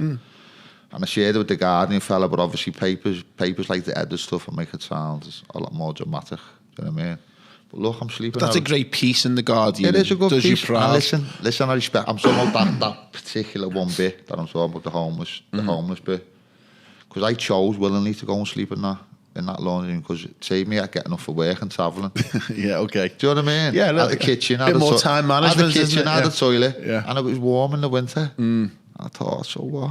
I was used to sleeping in work anyway, because of what I said earlier. Because when I finished night shifts, I'd sleep before I go to the gym, so it wasn't alien to me to do that. Do you understand what I mean? So, yeah. So to me, the other aspect, it was being apart from my kids that killed me at first. You know what I mean? I've got 2 more beautiful children now, so I've got 5 children. And I'm like, couldn't be happier, and they all get on. Life's working. You know what I mean? I'm not painting a picture of like that was just a bad period in my life, but we had to have these periods because I grew from it and I wouldn't change it. That was probably one of the most well, it is now. If I look back, how I uplifted me. What did you learn the most from that period? Would you say about yourself? How to deal with emotion, because I was raised in a family where emotions were never dealt with, so I learned how to deal with my emotions and my. Even victimhood, just like probably where I grew up, there was a lot of victimhood in Kenny. A lot of woe was me. You know what I mean? Life hasn't treated you good. People in the pub, it was miserable at times. When I got to a certain age, I started seeing it with different eyes as was as a kid. I remember as a kid it was nice. I got to a certain age, early teens, and it just looked dark and decrepit and miserable.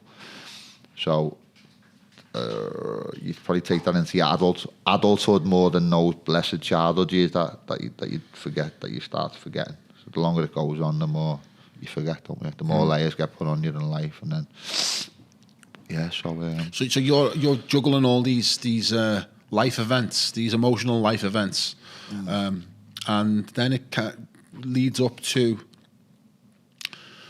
the defining MMA fight that ended your career. Tell us about that. There's a prequel to that bit though, because I'd been partying hard before that fight, and that fight. When you say partying hard, what do you mean? Because you're not a guy that like going out and drinking a lot though. Yeah, and like staying out. Is that an unusual blip?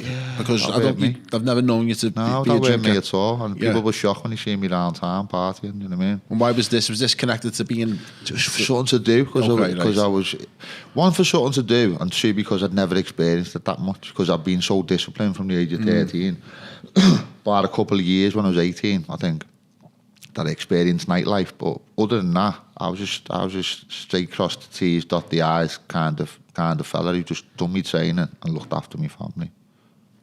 And then my family gets what I considered at the time taken away from me, and my head fell off. So I just thought, well, if that's the life, that's what you could have won. You know what I mean? I'm just going to go and live this. I had a lot of people around me who lived that whatever you do, whatever you want type of life. You know what I mean? Like, things are no option. I mean, money's no option type of world. You know what I mean? Yeah. And these people like me, and these people are my friends, and these people had a different way of living that I used to look at and think, well, they seem to be happy. I don't know the way I like. Go and have a go with that. You know what I mean? The excitement of it, all the palaver, all the illusions that I see now. But it looked exciting at the time when I went with it. But I got too involved in it, and things just by mere association, things can go wrong in your life. I've always kept my boundaries, you know what I mean? But still, things that aren't always within your control. So I thought, I've got to snap out of this. And that was the fight that I proudly, within 5 weeks, got myself ready for. So that was me comeback. That was me dragging myself out of me little pit. And who was this against? Yeah, like called Ian Martel. He was a carbon fighter, and he was touted for the top. And he was so it was a big fight for me to take on the back of like partying after a year and after 2 years, 5 weeks training camp to then go in there. And I remember being in. Was you evenly matched? Do you know what I was prepared to take any fight to drag myself out, and these promoters approached me, and it sounded like a good look. It was one of these. Look, I was either going to carry on where I was and just continue unraveling my life, or take this opportunity. And I took the opportunity. I know it was a tough opportunity. He was a tough guy. He's from a great gym. So I knew I was up.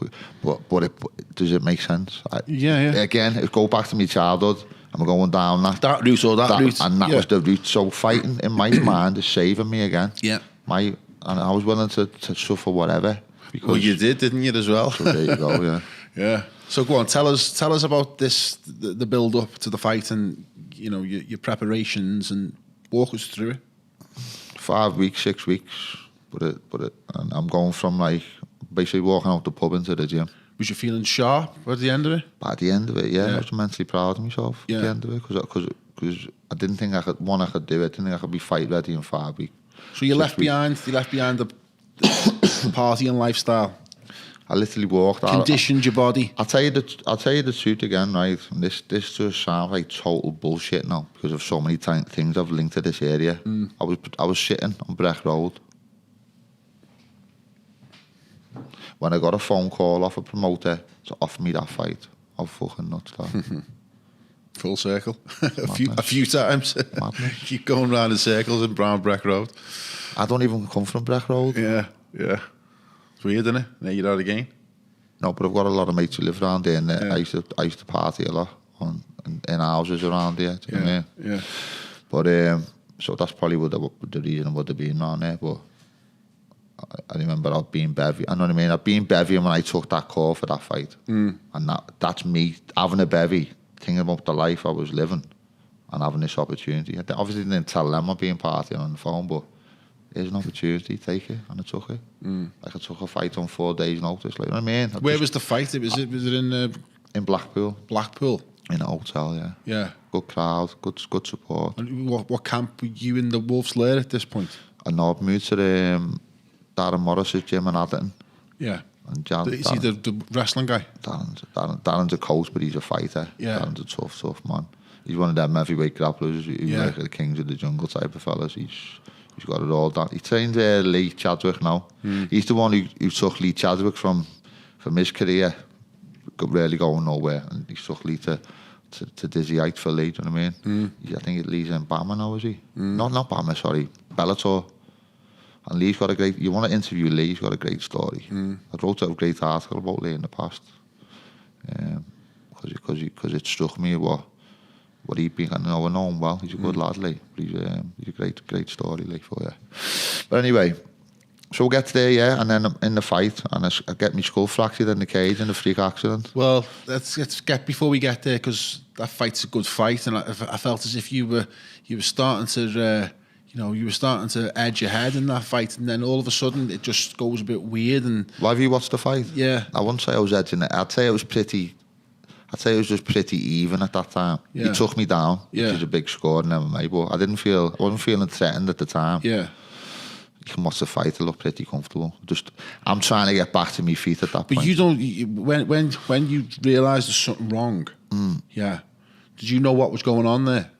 No, I've watched. Listen, I've seen the evidence, because it's not on that fight you've seen. I've got evidence that my mate took, which I sent to solicitors and all that. Because I thought this is an open and shut case. But before we get to that point, that's so people who are listening and understand. Take us through in detail what happened to you in that fight at the end. I only know this by watching the video that I've watched obviously numerous times. Yeah. So in the video, you see Ian Martel take me down. Yeah. You see my back against the cage. I'm trying to get back up. He's trying to keep me down. He wants to ground upon me. I want to get back to my feet to start striking again, stand-up striking. Unbeknownst to me, my right side of my skull is laying across a metal platform. And the photographers who take photos in MMA, they stand on platforms to take photos over the cage. But this guy had pushed the metal into the mesh, so it's mesh, isn't it? So the metal's pushed into the mesh and it's poking through the mesh. So my head, unbeknownst to me, laying on the metal. But you see on, again, this is not hearsay, this is what you see on the video.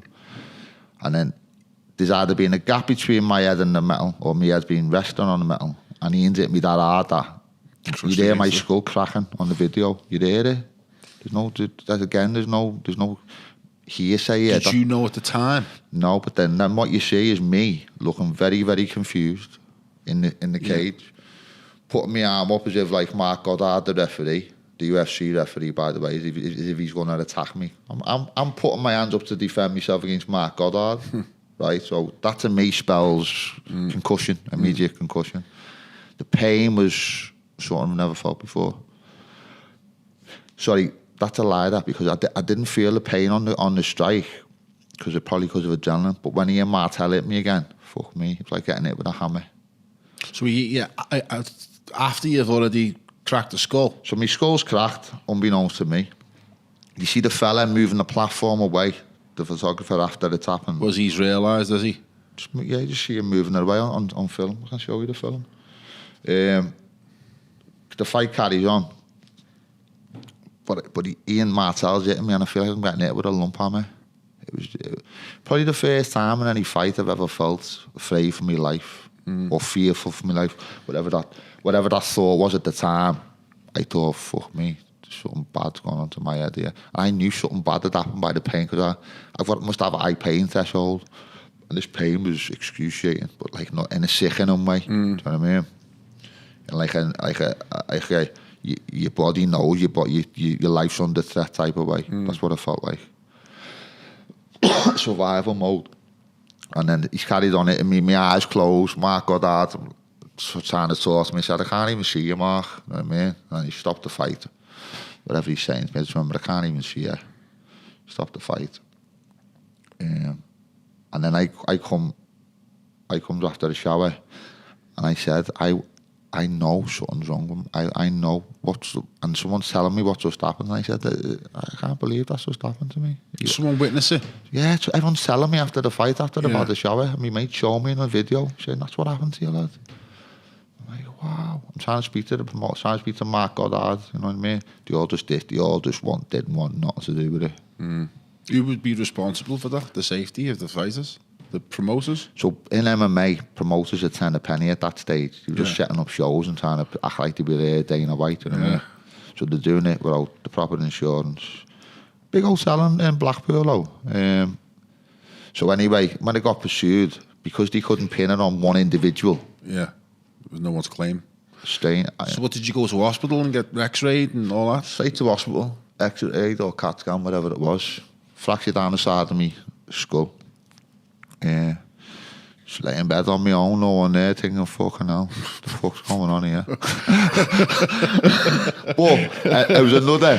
Should have stuck on the ale, mate. It was another pivotal moment, because I realised that I'd become stronger. Yeah. You know what I mean? Yeah. Because I remember I was literally in the ward on my own as Blackpool Aussie. Yeah. Thinking, fucking hell, what's going on here? And then, but the experience previous, and just the mere fact, right, that I had the balls to fucking do this fight, short fight camp against this lad who I knew was going to be a handful in public in front of all my mates. You know what I mean? As you do think all these things, I had the balls to do, and I was proud of myself, and that gave me strength. I was back in work in the homeless hostel the day after. Did you feel, though, that it was... That's how upbeat I felt. Did you feel that it was going to be a long road back to the ring or to the octagon? I didn't know anything at that point, but I was on a high for 2 reasons. One, because of what I just explained to you. I was proud of myself, immensely proud of myself. And two, I'd survived. I respected the fact that I wasn't disabled or dead. Things like that back thing. My head could have been lying on the jagged on the corner, because it was fucking right. Like corners. Yeah, it was a metal platform. Caved it in, couldn't it? So that wouldn't have been pretty. But So yeah, I was in a happily reflective, positive mood as mad as it seemed. And I was back in work the day after because I felt honoured by myself a little bit. Felt strong and honourable. How did you recover from a fractured skull? But I thought my fight career was over. Yeah. But for the feeling of compensation of that, I thought this is an open and shut case. My fight career might be open, but it's an open and shut case because of the video, because of what I've explained. You can see it, you can hear it. It was like, he's going to argue with this, you know what I mean? But they did argue. Yeah, they got away with it. So that was a bitter pill to swallow, was it? Yeah. At the time, I remember it would be. Again, no, now it doesn't feel like that. Did you have a lot of resentment for the people who were meant to be protecting you? Blasted it everywhere, all over social. Yeah, I never left them alone, to be honest with you. Really? But what can you do? They didn't have any money. They had nothing to offer me. Did you lose your license then? Your ability didn't have fight? license in MMA. No. Not in UK MMA. Yeah. So what stopped you getting back in the ring? So the things that allowed them to go without getting insurance are probably the things that allow fighters to fight under dangerous conditions. You know what I mean? But it looked like a good show. It had a good hotel. It had a referee like Mark Goddard on there. He's well-renowned UFC referee. You know what I mean? Right. Yeah. So, like a mad bastard, you wanted to go back into the ring after all of everything that you'd been through, but this time you found yourself a coach, which, what I feel is it's one of the things that you'd been lacking or needing previously. So tell us about that.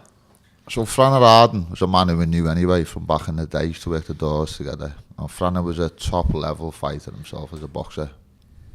Not only was he top level, he went on to learn from the top coaches in Britain. Travelled all around Britain. He was high end, Franner, as a boxer. He was going places. He'd have to say the reasons why his career didn't. But he finished I think a 10 fight unbeaten pro. But he was a standout amateur, as was his brother. So the Ardens were a well-known family, Liverpool boxing family. The dad Billy as well.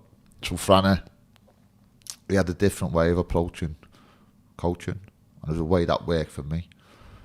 So I explained to him, I think, if I can remember right, that I wanted to just have another go. So tell me about that though. So why? Yeah. So dig deeper. Yeah. What was the thing in you, right, that thought at that age? Because I was partying again. You needed to get off the ale again. So that was my life belt. Hell, yeah. I was only fighting with my life belt, so I needed to get out of these new habits that were forming. The thinking habits, the going out habits. Was you thinking in terms of like you just wanted to train, or was you thinking actually no, I wanted to fight again? No, I wanted to compete because did I want to compete? Probably. I just wanted to be back in the gym doing what made me disciplined. Would you say you're addicted to fighting?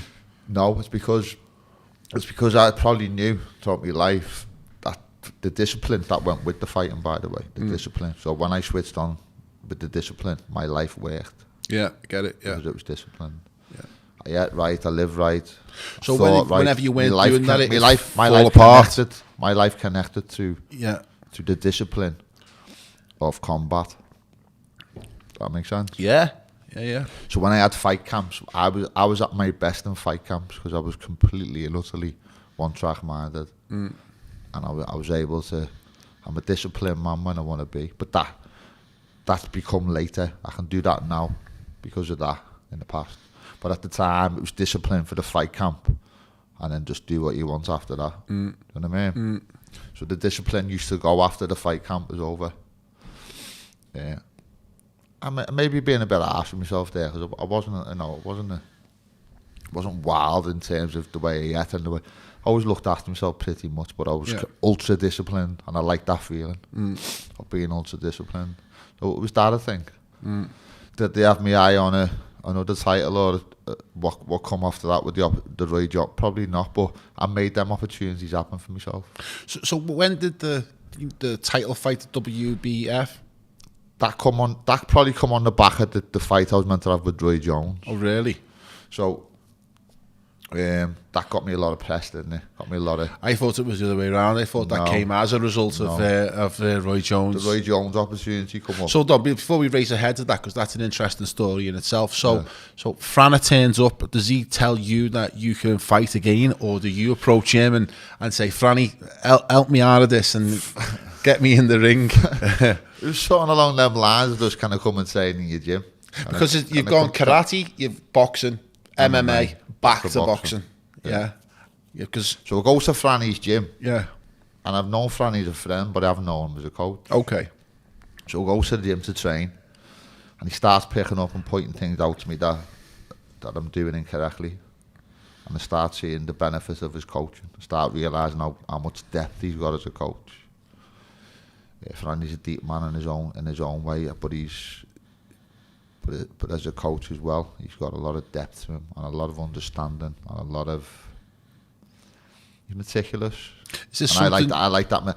So again, something I've never experienced. Is this something that you feel as if you... I would be lacking. So I'm thinking, I'm 40 now, but here's a man who knows how to coach me. And we're connecting. And the fighter and the coach have got to connect, and we did connect. Was you feeling 40?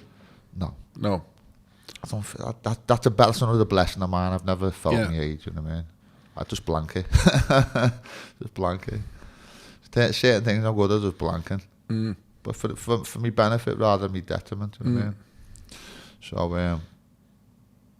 So I'm getting these new feelings of like engagement with a person who I'm thinking he can be the difference between me not realising this dream, because I still haven't give up on my dream when I'm starting to get these feelings. Coming back all over again. He's rekindling my dream, you know what I mean? That moment with the compass on the table is still there, isn't it? It's still burning away. I think like that. I think I'm pretty deep like that. I think things all happen for a reason. So I'm thinking like that. I'm just putting on my own little pieces of jigsaw in place, coming up with my own belief system on it. And that's what I felt like. I started feeling like this was meant to be again. So when a man I haven't seen for years. And was he up for it as well, or did you have to persuade him? I think with every, in terms of the boxing side, because I wasn't a what you call it. I didn't have a pedigree as a boxer. I had a pedigree as a fighter, not as a boxer. That's different, isn't it? So I suppose proving yourself is a great part of it. I had to prove myself in the boxing world to the coaches. And I proved that through hard work, discipline, and all the things I mentioned before, tenacity, just willingness to just do what's needed in order to develop and to grow. So I think I proved myself to him, and then the Roy Jones opportunity come up. But you had a couple of fights before Roy Jones, didn't you? I think I only had one or two. Yeah, I think there was about 3 fights or 2 fights before Roy Jones. So you were back in the ring. Yeah, you were back competing, in the ring, winning. Yeah. So tell us about that amazing little anomaly that came into the your sphere that you could have been fighting Roy Jones Jr. Well done, man. Totally mad. I mean, so that's when we kind of met at that period, I think. No, we've known each other for nearly 10 years. Oh, really? Is that pulled back further than that? Right, okay. Yeah, so I remember that was a real positive thing for you at that time. Yeah, it was brilliant. It was and really, life really wasn't still going to plan at that point. But it's funny, isn't it? We're talking about Roy Jones Jr. Is that, he's now lined up to fight Tyson. Yeah, Mike Tyson's comeback, and you've also got a connection to Tyson yourself, haven't you? You met Mike Tyson. You met him. You got a picture. You got a picture of you and him. He's holding your baby, isn't he? It's a story that doesn't get more personal than that. No, but it's a story that a lot of people may have sort of had with him, because he's met a lot of people, and even Liverpool at the Devonshire. Yeah, but here's the little twist to this tale. One of the lads. Excuse me. One of the lads who runs, I don't know if he still does, but he did at the time, luxury tour buses. The ones with what they have for the bands and stuff. They got bedrooms, and they got everything on. Luxury tour buses, and he ended up getting the contract to take Tyson around the country. So my son Jude was 6 months, 8 months. So we're talking 8 years ago. And Tyson was coming back to Devonshire, And the lad who had the tour buses, because he's driving them round and he knows his management, the tour manager, and obviously knows him because him and his family are on the bus. He lines it up for me and another mate, Tony, plus my son Jude, and Tony's son, to have a private meet with Tyson in the green room, no green room in the back of the Devonshire. But at the back of the Devonshire, get there a bit early, half an hour earlier, and you can get to meet Tyson, get a photo with him and all that. So before I go, I drive the Asda. I get a one. This is on the photos as well, all over. Gets a £1 gift bag from Asda. Fills it with sweets and chocolates because I knew his missus and kids were on the bus because my mate told me. And honest to God, right, this was done with a genuine heart, right. And he was missus and kids are on the bus. Respecting. Goes to the green. Now when he walks in, he couldn't be asked. He just couldn't be asked. I mean, he didn't even look me in the eyes. He got introduced to me. The tour manager knew me from the MMA world and introduced me. Oh, Mike, this is Tony, because he knew me personally from the fighting. But Mike Tyson just couldn't be asked. I mean, a lot smaller than me. Stuck his hand out to shake my hand without looking at me. And as he stuck his hand out, I put the gift bag in his hand. Did you have your glasses on? Did you have your glasses on? You must have been able to see it anyway. Somewhere down there. I don't think I did on the photo. Yeah. But as he put his hand, I put the gift bag in his hand and said, Mike, that's for your kids and your missus who know we're on the bus. Respect from one fighter to another. Yeah. This is what happened, right? He's shaking my hand, not even looking at me. Takes the gift bag in his hand. Looks at the gift bag, I see him like just stop and look at it. Looks up at me. Looks back at the gift bag. Looks up at me again. And he's looking at me, I would say, with very surprised eyes. Yeah. And then he become animated. Yeah, so you cracked him. I don't know what happened, but I seen this man, not asked. Yeah. Met a million people in his life. Give him a bag of sweets. Who just want shit off him, a photo you did. Yeah. But I showed him genuine respect. Yeah. And but he became a different character. Army to the I love him. He's an amazing guy. Yeah. Got loads of, but so I took him from a position of like total and utter comatose state that he looked like he was in. Yeah, he snapped him out of it. I did. Yeah. Proud of that moment. And that photo you've got is just fantastic photo of you and me son. You, him, and your son. Let me take as many photos as I want. It looks like he looks happy. It looks like he's the godfather in your son's christening. I was seeing him holding the bag. Yeah, it's brilliant. All I'm saying is, right, the human condition. All people want is something from him. The first thing I done was give him something. Yeah. Okay. Very good. Yeah. Can I have a drink? Can I drink? Of course you can, help yourself. Look unprofessional. No, it's two guys having a chat.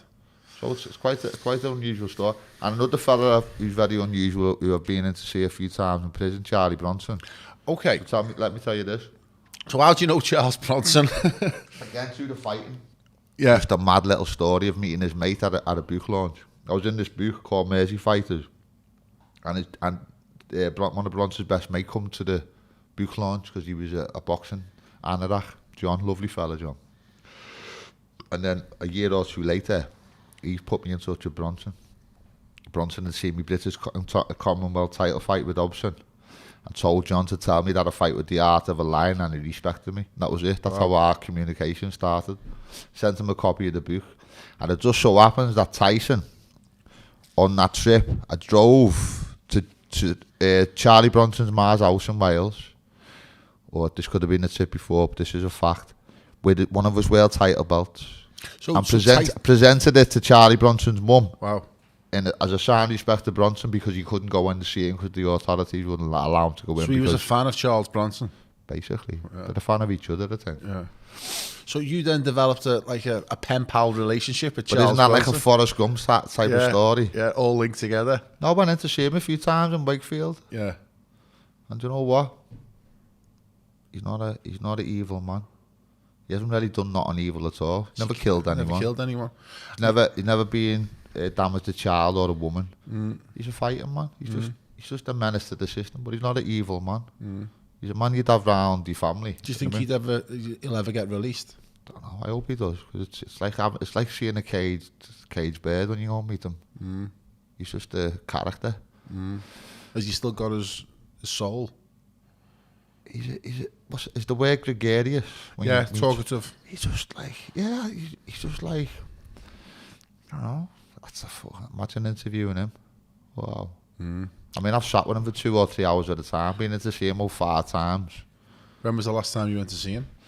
It was a while back. I think he fell out with John and a few of his family, and I got pretty close to some his brothers and that. But like a few strange things went on, and I just don't know. I'm not there to be a sycophant. I'm there to. Of course. I mean, he's a unique character, isn't he, in British history, and he's going to be remembered for whatever he does. But I can't see how they can release him, because they've created Frankenstein's monster, haven't they? The system has created. He's a menace to society. Yeah. Sorry, they see him as a menace to society. But he's a menace to them. He's a menace to the system. Yeah, and they've created him, because when he went in, he was just a normal guy, wasn't he? Or not a normal guy, but he wasn't this character that he is today, Charles Bronson. To me, he's the epitome of a man, and I'll tell you the reason why I'm saying that. Forget all the criminality aspects that you want to attach to him. He's gone into prison in his early 20s, and this is what he said to me. He said, I was not prepared to be bullied by either man or screw. And he said, I went in with that mindset that no one is going to take from me, bully me, harm me, or whatever. And that was his mindset. And he stuck to it for this long, for 40 years. He's been in so in his mind, he's thought, I'm not bowing, or like what he says, I'm not lowering my eyes to any man. Now, but back in the day he went in, the prison officers, I don't call them screws, call them prison officers, call them screws, do you know what I mean? But these people ran the prison, didn't they? And they probably brutal at that time. Yeah. Don't know what they're like today. I've never been in prison, but I can imagine at them times they were brutal. So like he was getting a lot of abuse, no doubt, for standing up. I mean, yeah. So that's interesting, isn't it? That Mike Tyson has got a connection to Charles Bronson. You've got a connection to Charles Bronson. 6 degrees of separation. And then we go back to Roy Jones, right, where this conversation started. Right, more synchronicity. Right, is you get an opportunity to fight Roy Jones Jr. in an exhibition match based in Liverpool. How the hell did that come about? It wasn't an exhibition match, you know. Oh, is it just a normal fight? It was for the title, yeah. Okay, what title? Some Jag one, but I don't care. It was a title fighting Roy Jones. I was happy to take it. So how the hell did that come about, and how did you find yourself in the position of being the challenger? Tony Dodson was meant to fight him. Who brought him over? It was the Vaughan family brought him over. I don't know how they got the connection with him. Look, at the end of the day, he was just out to fight for money. Yeah, of course. He was skint money. You gotta have been. To him, it was exhibition fighting. To me, yeah. I just wanted to fight a legend. I consider him a legend of the boxing world. Yeah, and he is, but why he's achieved, he is a legend of the boxing world. Absolutely. So to fight a legend of the boxing world, why would you not want to do that? Yeah. Went to the press conference with him in the beer keller. With him? Yeah, turned up in Liverpool, yeah. Beer keller press conference. Big moment for me, you know what I mean? Yeah. As a fighter. Of course. But as I explained in my first word at the press conference, I respect him greatly, but I'm not here to I think I said, in terms of the respect I have for him as a boxer, I respect myself as a fighter. I'm not here just to be. How'd you find all that? I wasn't there just to make numbers up. How'd you find the trash talk you've got to do as a boxer? I never done it. Opponent, no. Nah. Do you think you personally might show too much respect to your opponents? Doesn't matter. That's who I am. I'm a respectful man. Yeah. But no one's ever really trash talked me. Not that I can remember. No. I don't think anyone's ever said it. It's a good way to be, in my opinion. But anyway, I was just there to turn up as a fighter. I'm a fighting man, and I knew I'd put a fight up no matter what. Rain or shine, with my shield or on it, I was there to have a fight, and I would have had a fight. And I trained hard for that fight. Because I was hungry to beat him. He wasn't hungry to beat me. Of course, yeah. So, but as a boxer, I couldn't compare to him. But as a fighter, I can compare to him all day long. Do you know what I mean? As a fighting man, with no, with another setup, it doesn't matter. But as a fighting man, I can compare to anyone I've mixed it with. So what happened? He pulled out the week before the fight. It must have been a really painful experience for you, that, mate. Weeks of training. Just took me kids to Aintree to show them where Daddy was fighting the week after. Volunteers, blah, blah, blah. That same night, put the kids to bed. Phone call. Who from? Promoter? Stephen Vaughan. Killer. That was a killer night. But again, no, sucked it up. Went training the next day. So tell me more about it. I mean, why did he cancel? He didn't give a reason. He just said, fuck it. So it was either black from the beginning. Yeah. But he turned up in Liverpool. Or how did that make you feel? Or what he heard was he was in Russia mixing with the billionaires, and he basically what's going to Liverpool to fight for 100 grand, going to be poached them. Just stay here, lad, and we'll look after you. Yeah. But my thing with him was that you haven't acted like a man there or a champion. You're meant to be a man and a champion. You don't do that to another man. No matter how dismissive you are of him. Make it right, don't you? Could have made it right with a pair. Could have made it right by paying. Whatever. Could have made it right. Could have made some type of token gesture. Say, this lad's just given 9 weeks of his life up here. Could have done something. I could have done something proper. Was you feeling good? Physically? Yeah. I was running up mountains every day. Oh, no. Like a Rocky film.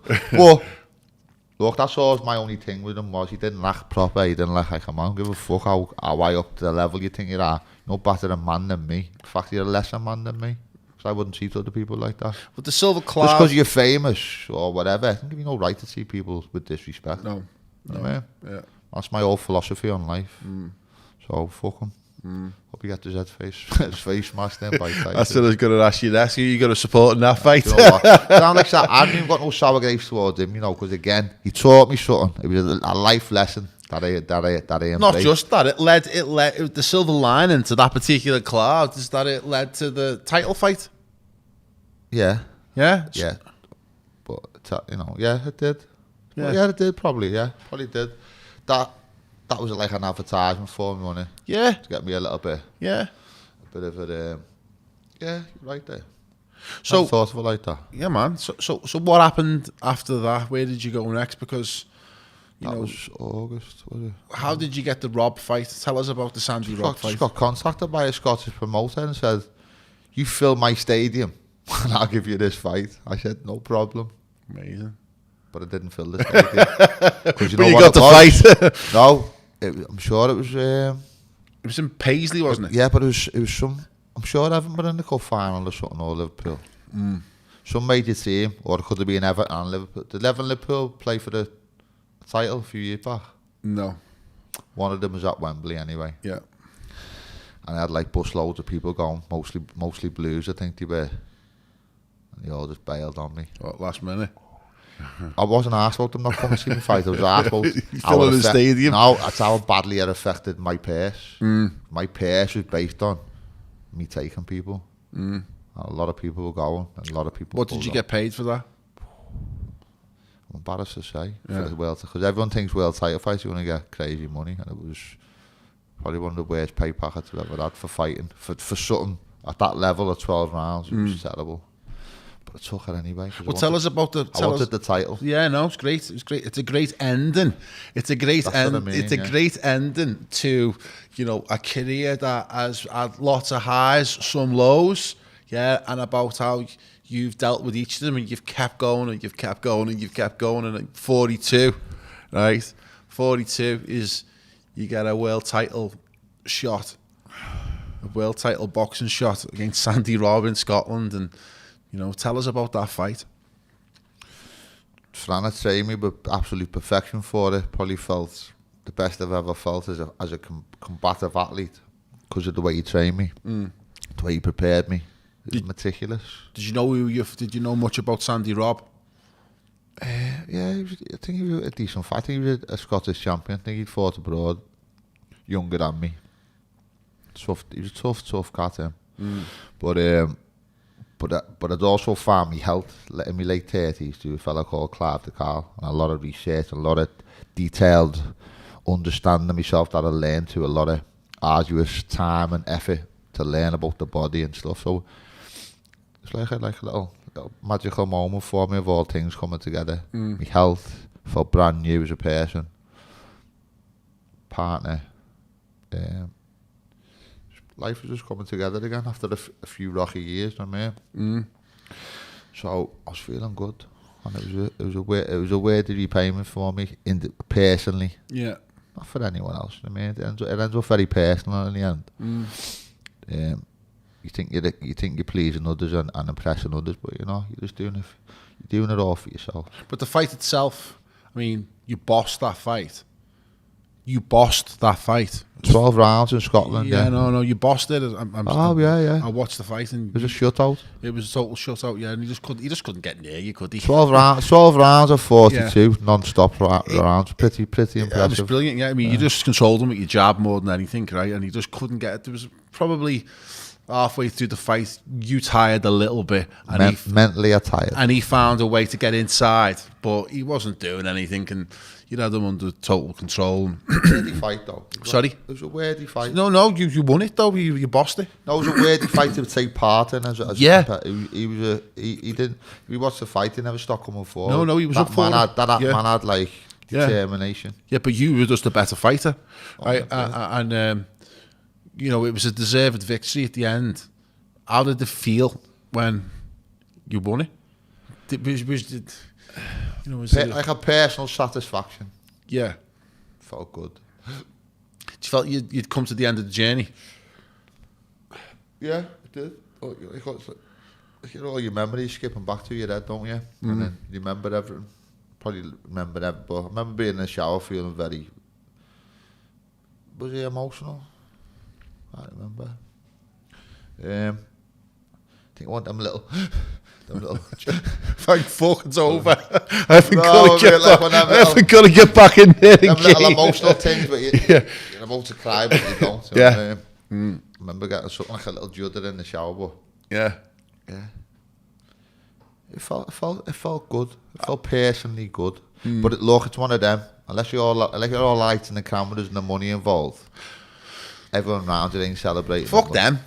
No, I'm just making a clear point that the celebrations weren't large celebrations. But there's something interesting about that. Personal celebration. There's something interesting about that whole setup, that whole scene of going up to Paisley, of it being a tough, arduous journey even to get to the boxing venue. And it wasn't a glamorous event. No. Yeah, there wasn't fellas there in tuxedos and dicky bows, right? And it was perfect for your story.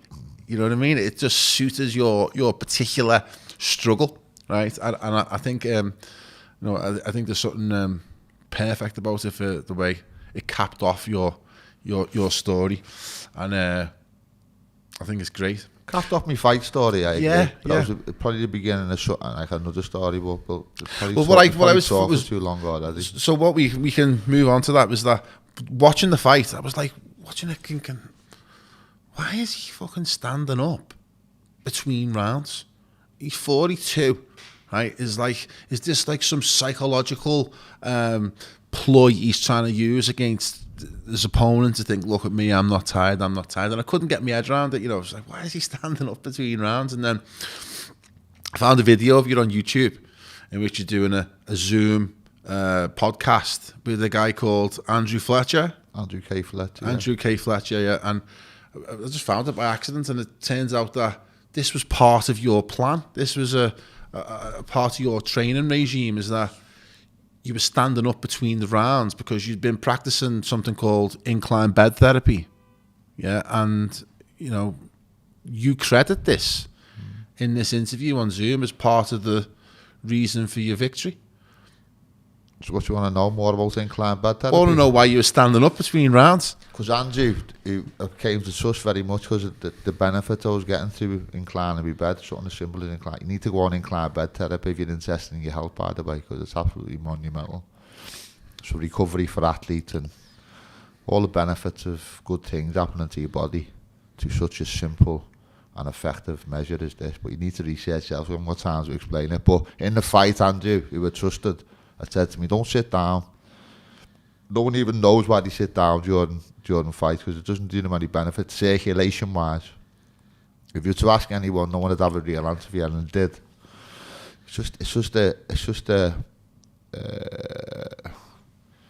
just something that's played out for generations because that's what's always been done. Do you know what I mean? But ask anyone and ask them why they do it. No one's really got an answer. If you think the way circulation works and shaking your arms, shaking your legs, I think Tyson Fury does it now as well. A lot. Just makes sense, doesn't it? If you sit down, gravity's only working half. If you lie down, gravity's pushing down. The circulation's not really working at all. If you stand up, everything's moving as it should. Well, what I thought and was, my body didn't fatigue once in that fight. Well, that's what I was going to say, because I'd seen some other fights you'd done, and one or two of them I noticed you were gassing midway through the fight. That's down to the training camp, though. Right. So, but with this one, you weren't at the age of 42. Right, I thought your stamina and your endurance looked better than anything that I could find. Felt like that as well. Yeah, and then listening to that interview with Fletcher, in which you credit a lot of that success, right, with his incline bed therapy, right, is that you felt as if your endurance and your fatigue levels were, above and beyond allowing you to get through the fight. Now, but that's to discount me and Franny. No, it's not. I was just as part of it, and it was just I credit it a massive part of it. But Franny was a massive part of it. Without Franny, it wouldn't happen. Without my determination, it was everything comes together. Of course, but watching that video with you, right, it was so persuasive, right? Is that immediately I went and found a load of books, right, and inclined me bed. Have you got benefits off it? Yeah, I think so. You snore? Well, not as much, but I did, yeah. Yeah, so people snore bad. People who snore, if they incline the bed, they won't snore. Well, I inclined the bed about 7 inches, right, which is quite a lot because it's between 6 and 9, isn't it? Yeah, and it takes a bit of time to get used to because you're sliding down the bed, aren't you, at first? But that's good for your skeletal system, though. Yeah, well, that was maybe 8 weeks ago. And I'm still on the incline bed, and yeah, I'm sleeping a lot better. So my whole family sleeps like that. But what's interesting is that by coincidence or by accident, me watching you do that fight and then finding that Zoom call is improved my sleep. That's what I'm saying. The start of me sleep for me, because that's an important part of my health. But that's the knock-on effect sometimes of relationships with people. But cool. Okay, so you won the title. What happened then? It's back to normal life. Yeah, but did you definitely retire at that point? I think so. Yeah. I had ideas going back to MMA. Yeah. And I took them seriously for a few months. I went to the Next Generation MMA because what I realised was, I thought, if I got this clinical sort of response off Franny, people I asked in MMA, they were saying that Paul Rimmer of Next Gen, he was like a clinical. He looked at things clinically in order to improve a fighter's weaknesses. That makes sense. And I had no time to waste. So I went to Paul, said, "Look, Paul, would you consider taking me on, and would you consider just ironing out? I just need to fine tune me not going to the floor so I can just continue striking." And then I wanted to go back and win a Cage Warriors. Well, that was the intention. Because it would have been nice, wouldn't it? When you're going to go back into the MMA world title, an MMA world title, and a karate. I won a karate world title, by the way, as well. So I was thinking a trilogy of titles. Still would have been shit money. Still would have been loads of time and effort for shit money. But I wanted that accreditation. So play it, but then my missus got pregnant with the 5th child, and I thought, nah. That's just too far. Just the bridge too far. My body, I just... So how old are you now? 45? 47. 47. Yeah. So when are you getting back in the ring again? Have you got one more fight left in you? You know what? Them feelings are all gone now. Are they? Yeah. Really, truly? Yeah. Yeah. If you walked in today and said I'd give you 500 grand, it'd only be money that would motivate me. Yeah. But not I'll tell a lie, yeah. Because Conor McGregor's good mate Artem Lobov, and I know Artem from the MMA days. Me and Artem get on pretty good. And he come over to Liverpool, brought him to the club where I work on. Caught up with him because we used to go out in the pool together, me and Artem, back in the Olympia days. He's done well, Artem. And he was fighting bare knuckle in America, and he got 250 grand against Paulio Magalaji, I think his name is. And he said, "I'll try and get you on the promotion." So I'm thinking like, So you're going to be doing bare knuckle now, are you? this was last year. Artem was telling me the money he got. I shouldn't have said that really. Would you do it? No, I was going to do it. Right, okay. Because I thought the money was going to be decent. Yeah. But it wasn't. Yeah. So, Artem's a good mate of Conor McGregor's. Artem's got good, I think he's been in the UFC as well. Yeah, Artem's a machine, but he's obviously got good connections. That's the thing with Tyson. He was on Joe Rogan and he was asked, why did you come back and have a fight? He said, because I got a call from a promoter saying, if I give you 40 million, would you get back in the ring? That's a lot of money. That's a lot of money, isn't it? Yeah. And initially it was going to be an exhibition match. And Roy Jones come on board as it was an exhibition match, and then it turned out pretty quickly that there wasn't going to be no exhibition. It was Tyson's going in there, and he wanted to knock him out, and it was going to be under Queensberry rules and judges, but yeah, that was his motivation. He's looking rough, Tyson, isn't he? Rough as in like tough rough. Yeah. Cool. Okay, so what are you doing now, Tal? I mean, how was the career change? I'm just being me now more than I ever have been, and I like being me. So whatever that means in terms of trying to offer a description, can't really say. I'm just comfortable in my own skill. Just comfortable in my own skin. I'm a happy man. Faced all my demons, I suppose. Done a lot of self-introspection. That's past few years probably been my best years because I've delved deeply into my own soul. I've come up with a lot of understanding. Faced a lot of fears, a lot of things that like you think, wow, how did they even mean so much to me? But they do, and we've all got them. And do you see yourself as a coach yourself? A mentor. Do you think you can coach fighters? Yeah, but I don't know if I want to. Really? I do coach fighters, but it's about me earning a living rather than me partaking in something that I enjoy. Do you know what I mean by that? Yeah. That would be a passion rather than an income. I have to earn for 5 kids, so I've got to do my work. My work comes from the work I do. My income comes from the work I do. So until the kids are older, then I won't be partaking in any more. Is it something you think in the future? I'm passionate about writing. I'm passionate about creative elements of myself now. What are you writing? Do the poetry for Sin Mission. Okay. Sin Mission label. Do you perform it? I have done. Yeah.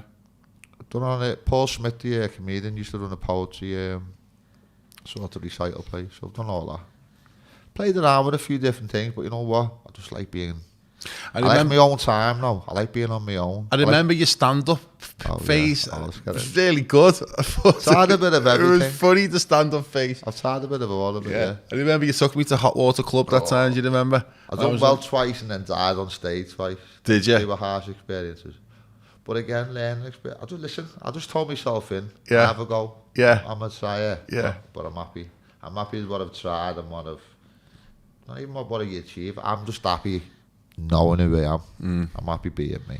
All right, I'm happy being me. That's a perfect place to draw an end to this conversation, which I'm hopeful that we can do it again and we can keep it going. And really enjoyed listening to it, mate. And thanks so much for agreeing to come on. And thanks for the invite. Yeah, then we'll... and thanks for that you've offered my life as well. Yeah, that's right. You've brought a lot of structure to my life in different ways. Great stuff. Cool. It's right, Tony. Cheers, brother. Nice one, man.